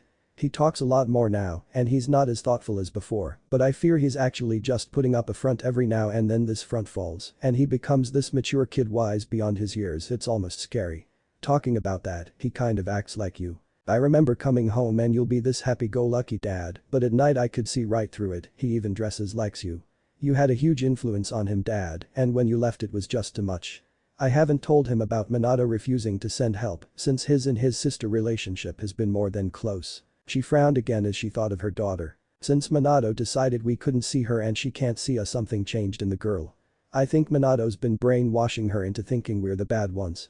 The few times I've seen her over these 3 years, she's looked at me as some stranger, even worse with Naruto. She looks at him as some kind of rival, even glaring at him every time she could, but that's not us, she does it to anyone in the Uzumaki clan. Even Sasuke-kun. I really hope she don't let her father lies get to her. I'm afraid I'm losing her, Dad. I really am. Well, that's all for today. I got to get ready for this negotiation. If all goes well, the Uzumaki clan will be in control of more than 60% of Konoha's trading district. She said with a smirk before getting up, passing her hand over her father's stone and walking away. Before a gust of wind went across the clearing and she disappeared with it. She appeared in front of the Uzumaki garden. She placed a genjutsu over the place. Only people in the clan knew about the secret shrine behind her that kept her father's grave. While only a select few were allowed in, she made it a clan thing for people to know where their fallen leader resting place was. While it was a little risky on her part, if word got out, she kept her father's body around the estate. Who knows how many people will try to break in. She sighed. These clan decisions were really taking a toll on her. Like just 2 days ago, she received Naruto and Sasuke report card and was happy with the fact they were at the top of their class, but frowned at the request on the bottom by the Hokage. She didn't like it as it'll put them both in very dangerous situations, but she couldn't deny them the opportunity. She entered her office and found a man already waiting for her. He was wearing a white robe, while half his face was covered in band-aids wrapping, and his cane was laying on his lap. How nice of you to join me, Kushina-sama. I never expected a clan head to be late for her own meeting. Kushina grit her teeth but took her seat. What do you want, Danzu? She said through gritted teeth. Danzu stayed quiet. I want you to let Naruto and Sasuke join Root. He said bluntly, getting to the point. Kushina looked at him like he grew a third arm. Was he really expecting her to say yes? Then she saw how serious he was inside. No. She said just as plainly as him. He nodded, got up and left. She raised an eyebrow. She could have swore he was gonna try to convince her in some way. Hey, less work for her. Before she began finishing up her paperwork. That was nice of him. Kushina nodded at the random voice. Yes, it was Nanashi. How's Naruto and Sasuke? Nanashi looked out the window in the direction of the Uzumaki mansion. They should be up in 3, 2. Ah. The scream echoed around the whole Uzumaki estate. I see they're doing fine. I see today's scree was a lot lower. What? Ran out of lobster sharks. Kushina said, still writing her paperwork. Nanashi smirked. No, but I gave them a break since today is graduation day. Plus they earned it. Fuck you, Nanashi. Was yelled. I was actually about to believe you. She said. Before Nanashi smiled. You know better than to underestimate me.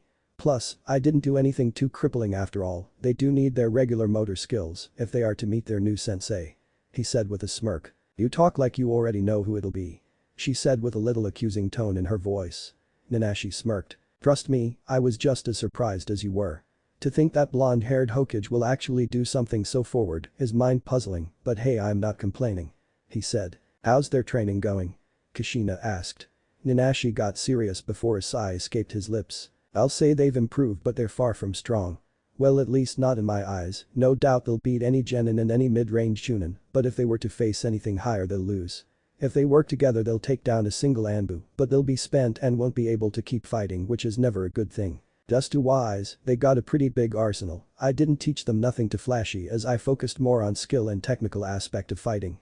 The jutsu I did teach them will be able to take down opponents easily. Sasuke was able to get a lot more since he used his clan library, but Naruto is not far behind. Jutsu Naruto will go untouched as his Kenjutsu revolves completely around it. Sasuke is fast, and his new flash step improves his chances of winning a fight, but like I said, nothing higher than a chunin, since it becomes pretty predictable after a while. Kushina nodded, knowing there's more, but Nanashi will not divulge all that he taught them. So now that all the boring part is out of the way, how about a kiss? Nanashi said, wiggling his eyebrows. Kushina looked at him before moving forward with her eyes closed, before delivering a right hook to the man's private area, putting him through the wall. Pervert. Naruto cursed as he began removing the many lobster sharks from his body. He swore to Kami when he found that annoying sensei of his, he'll kill him. or at least attempt to. Sasuke walked into his room later and he tried to hold his laugh as Sasuke was able to remove all the lobster sharks from his body, but he forgot to remove one that was hanging from his hair. "Nice hairdo," Naruto said as he busted out laughing.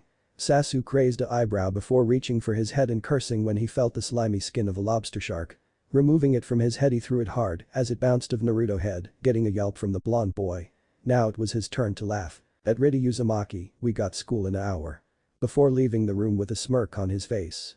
Naruto grumbled but grabbed his blue towel and went into the bathroom.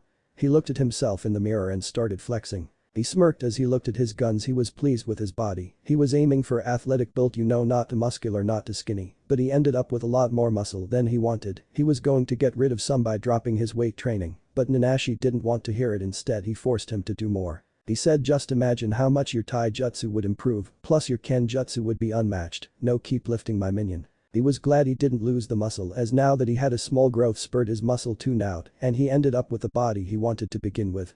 He was actually scared he'll get too big and his body wouldn't be able to catch up with him, but he was happy when it did.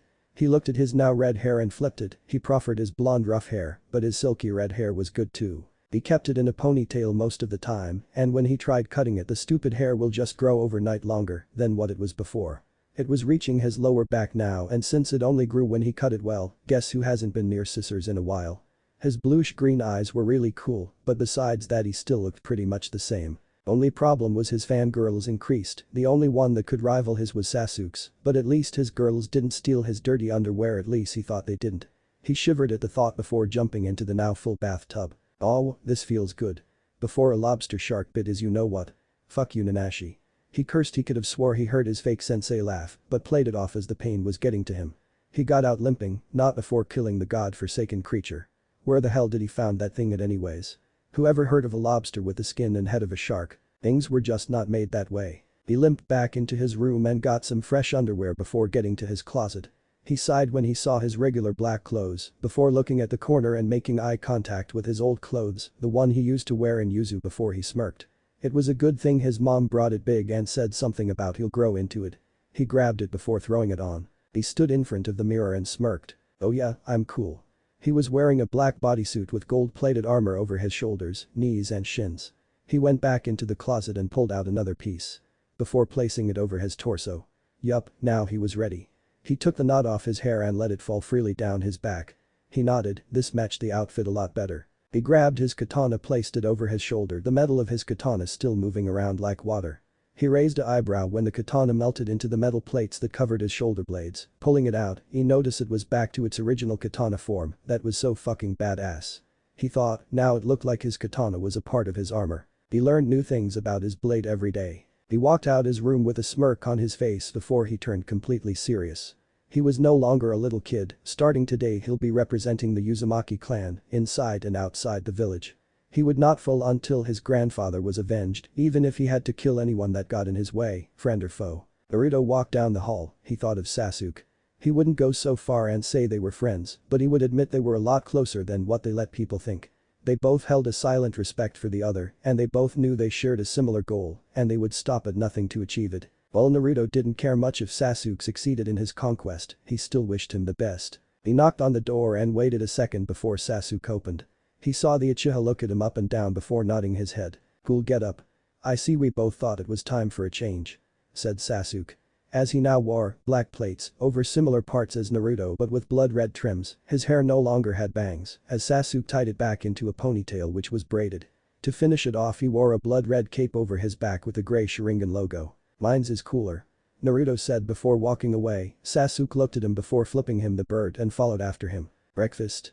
They were asked by a maid as they passed near the kitchen. "I'll have a plain grilled cheese sandwich with tomatoes," Sasuke said. The maid nodded, writing it down into a notepad. "I'll have some bacon with eggs, toast, and I have a strange crave for lobster." He drifted off. The maid looked at him funny but nodded and wrote his order down before taking it to the head chef. Naruto and Sasuke waited at the table. "Who do you think will be on our genin team?" Naruto asked Sasuke. "Hinata." Naruto nodded with a smile. He has grown really close to the wide-eyed Hyuga and while it was never something too serious, he did take some time to chill with her every now and then. "Why you figure?" Naruto asked. "Well, it was a good guess. It was unlikely, 3 bloodline members on the same team. That'll be too much of a bullseye for enemy country. Just a guess." Plus I don't really care, you and me will be together no doubt about it. The third member will be irrelevant. As long as Nanashi ain't our sensei I'm good. Sasuke said. Naruto frowned at the cockiness in the Uchiha's voice, but nodded at the logic, he also didn't want that sociopath as his sensei. Their breakfast arrived and they dug in. Naruto eating the lobster ferociously like it did something to him. When they finished they had about 20 seconds before the academy started. Naruto went over and grabbed Sasuke's shoulder. Shall we?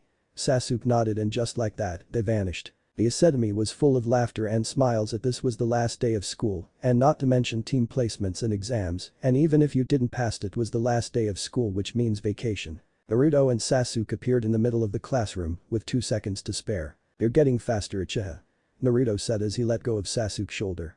Sasuke nodded accepting the compliment, even if it was downplayed after all, he did just teleport across the whole Konoha in less than 16 seconds, still making them early by a couple of seconds. When they looked at the class he noticed a group of girls were all on the floor pulling and scratching their hair yelling something around the lines. Sasuke is way better looking than Naruto.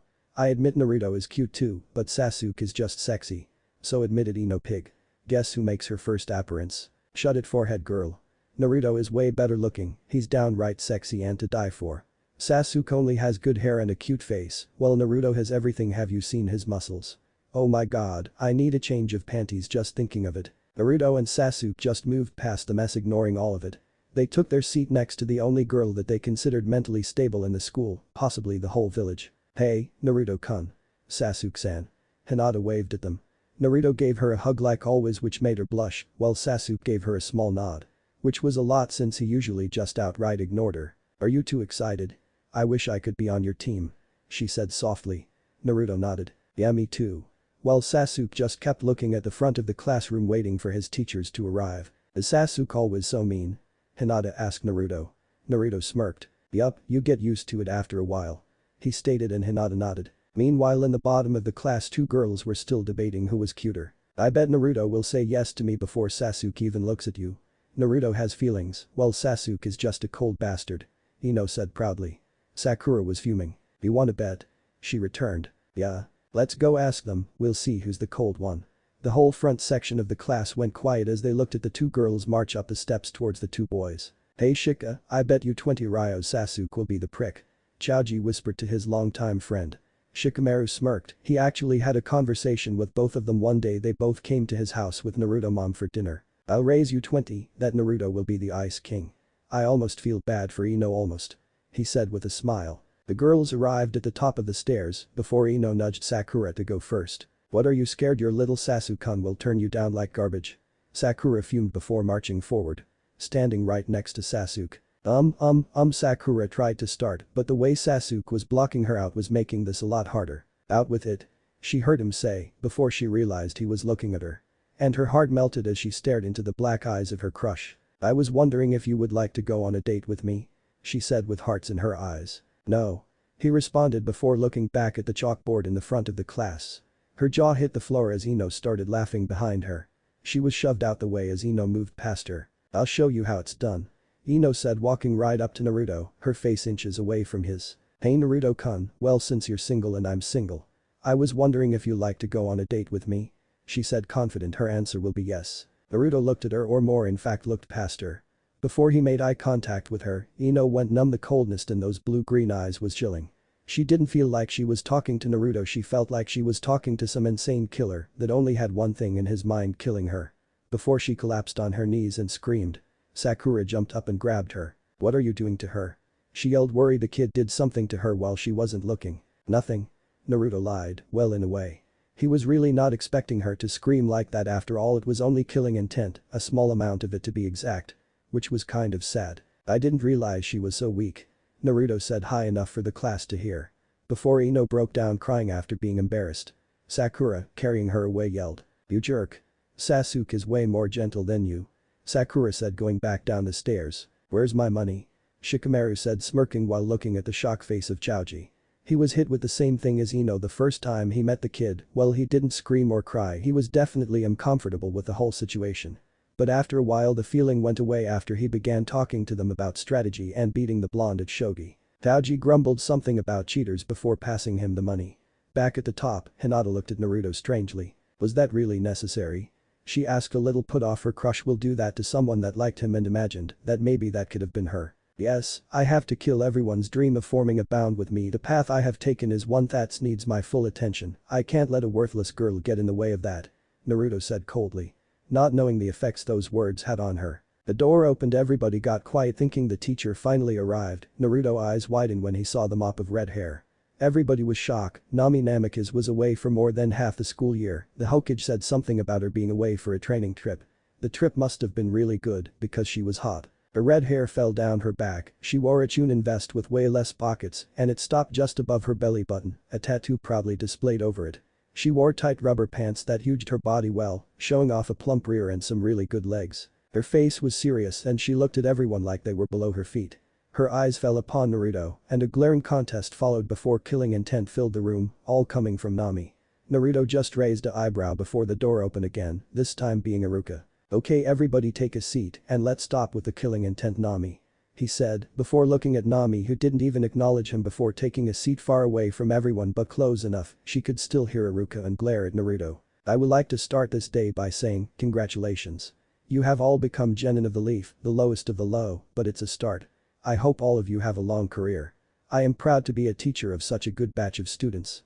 Without further ado, let's begin with teams. He took a pause. Team 1.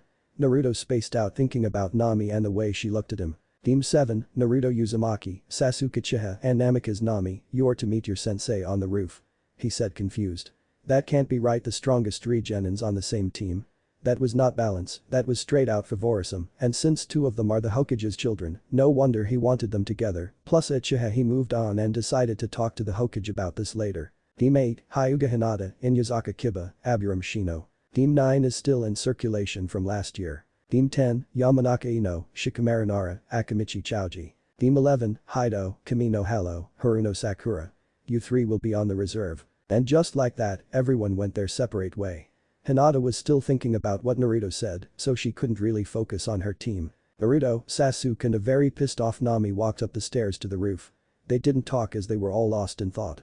The thought process behind this team was either really stupid or extremely smart. The potential this team could bring to Konoha was already way past a legendary Sannin. Having 3 already chunin level genin on one team was killer, but it also weakened the other team's chances of survival. One team cannot uphold a village.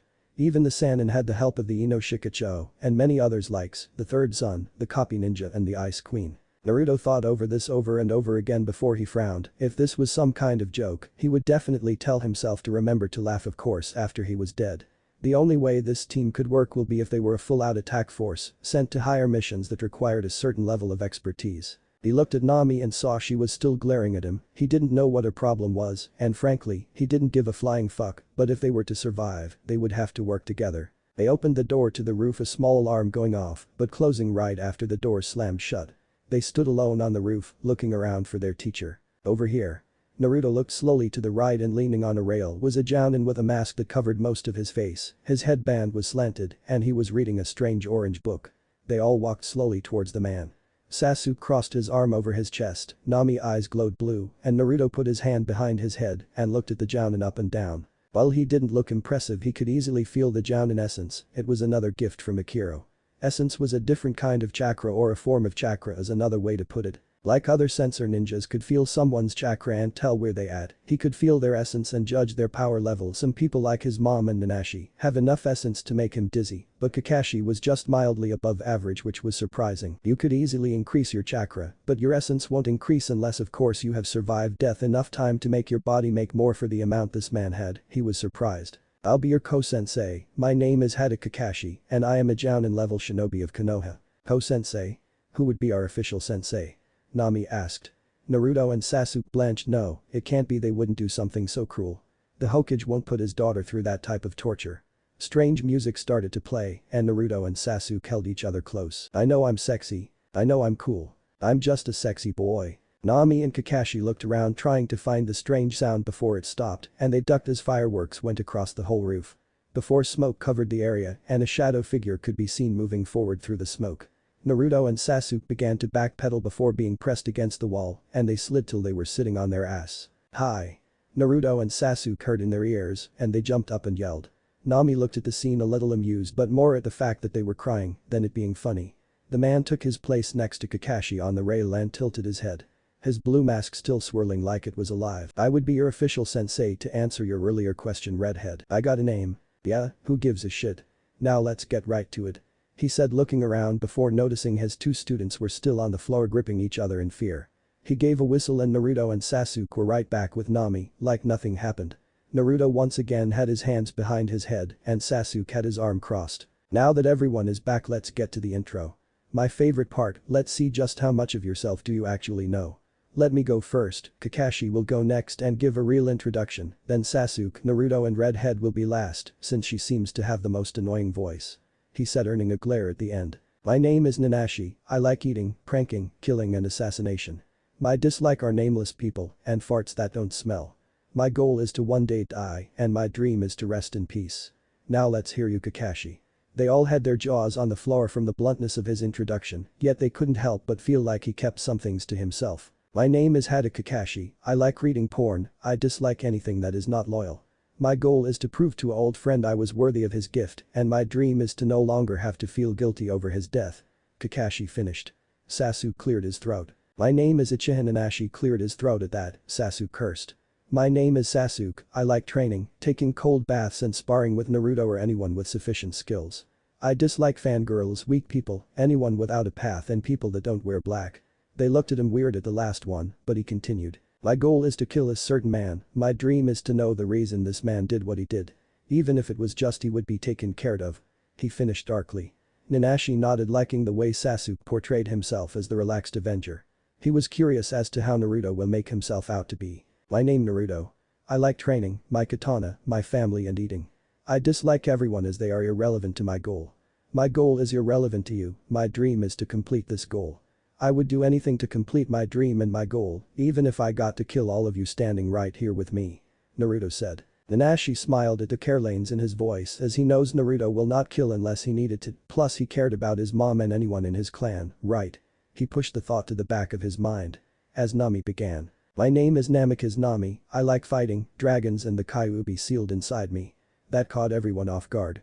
Naruto looked at her, at least the fuzzbutt talked to her.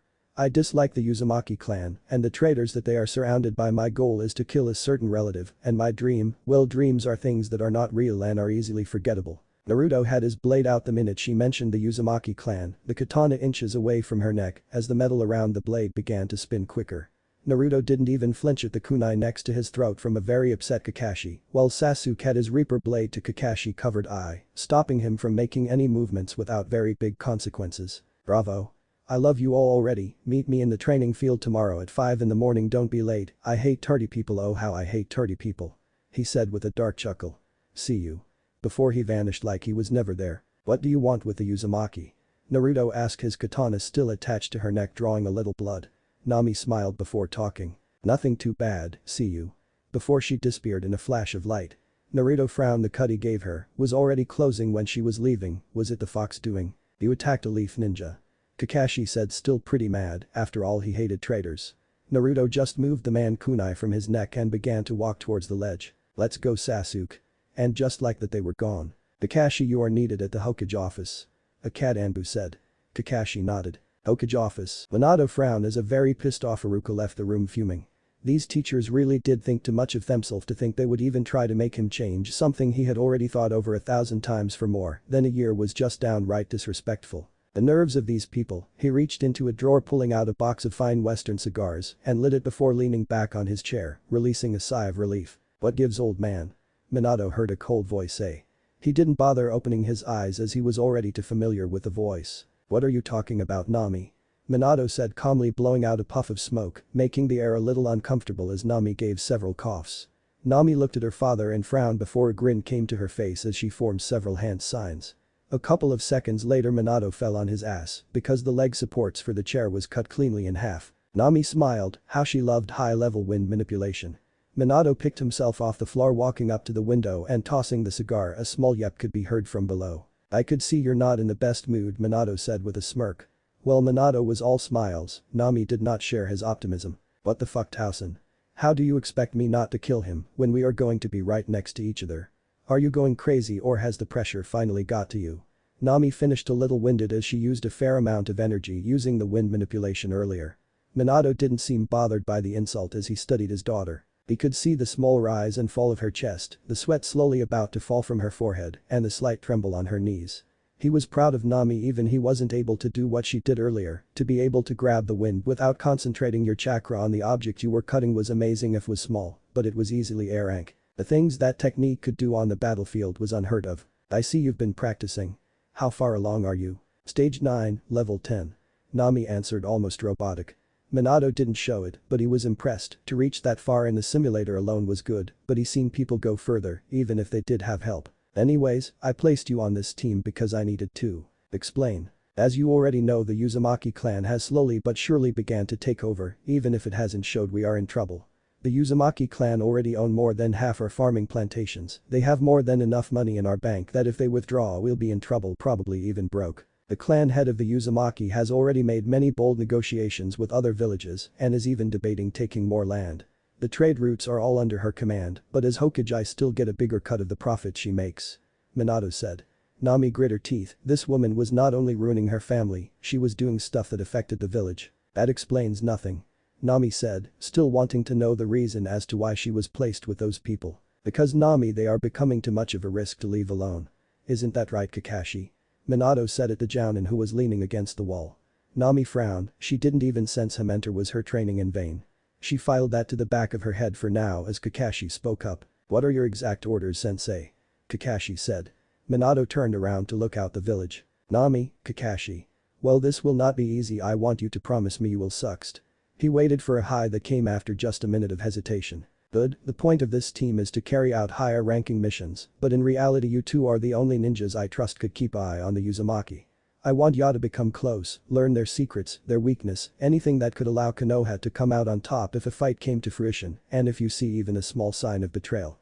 I want you to kill them. Uzumaki Estate. Naruto and Sasuke walked into the house, dropping their book bag on the floor. Lunch? They were asked by the same maid as this morning. They both shook their head as they continued their stroll to the back of the house. They arrived at a giant garden, half of it was full of blue roses with pear trees, while the other side was dead as all the plants were dead and the grass was going yellow. Sasuke took his side which was full of dead vegetation, while Naruto sat in the middle of his rose bush. Shall we? Sasuke said, already taking off his shirt. Naruto nodded, removing his upper body armor and suit, removing his katana. He took seat as Sasuke mirrored him.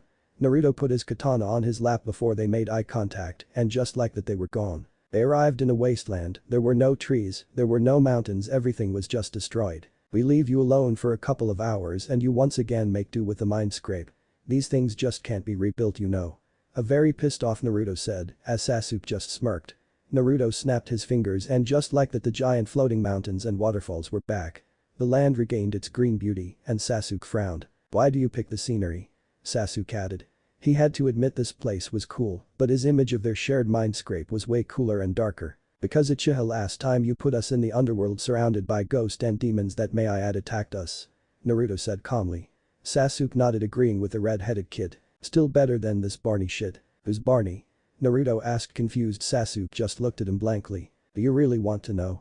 Naruto thought about it before shaking his head and jumping away as jet black fire landed where he was previously. Naruto grabbed his katana and fell into a kenjutsu stance, quickly flanked by Sasuke, who was now holding a Grim Reaper blade. He saw the effect the weapon had on the kid as Sasuke's hair grew longer and wilder, his whole eyes turned pitch black, and he grew exoskeleton made of bones as his body grew dark. Hey Kiro. Why Sasuke get a sweat as weapon that makes him look badass, while all I get a melted sword? Naruto asked, a little peeved, his god was so cheap with the design. Sasuke just smirked as he dropped his Reaper before shoving it back inside his body, where it left a tattoo of the weapon. Those things cost souls. Akiro shouted back, as he was currently on top of one of the mountains looking down. Souls? Naruto asked. Yeah, it's what people in the underworld pay in. My brother Rikudo was able to collect a lot of souls to buy that thing. As a Uzumaki we don't follow the dark arts. Explain the Shinigami summoning contract then. Naruto said with a smirk. Shut it. Akiro said as he jumped off before getting hit in the air as he fell but still managed to land on his feet. What can't hit me when I'm standing? Nope. The Rikudo-sanin said calmly as he stood next to his brother looking at the two young men in front of them. Him and his brother were impressed at the progress these two were making. It was just a matter of time before they consider worthy enough of unlocking their true potential, but for the moment they were not ready. Anyways, well, you created this world, we are in charge of it. Get ready for today's training. Both of you give me 4 sets of 500 push-ups, sit-up, leg lifts and paddle waddle. Paddle waddle? Akiro asked, confused, looking at his brother. Something I saw in a movie. After that we would both spar against you, of course, going full out like always. Maybe this time you last more than a minute and a half. Naruto and Sasuke groaned. The Wagakure. Somewhere in the many tunnels under Iwa, a purple-haired woman sobbed to herself as another man left the cage after being done with her. She heard the sound of blade piercing skin before a thud echoed. She pushed herself further against the wall, afraid she might be next, but knew death was way better than being raped. She heard someone open her cell, and she noticed even in the small lighting in the room it was a woman. Do you want revenge? Anko looked at her, confused. On the Uzumakas. They gave you up the moment they realized they were going to lose. And judging from the lack of retrieval teams, your Hokage probably doesn't care. Anko eyes widen before anger hit her. This was all the Hokage fault, but the Uzumakas were even worse. She gave a weak nod as the woman walked forward and helped her up. Can I have your name? The woman nodded before placing Anko's body over her shoulders. The name is Kuretsuchi, you would be my partner and we would both see the Uzumaki clan fall. What if Naruto has Phoenix potential seal inside? Thanks for watching my video till the end. If you enjoy this content, then do consider subscribing to my channel and leave a like if you guys need the next part, comment down, and thanks for watching the video and see you guys in the next video.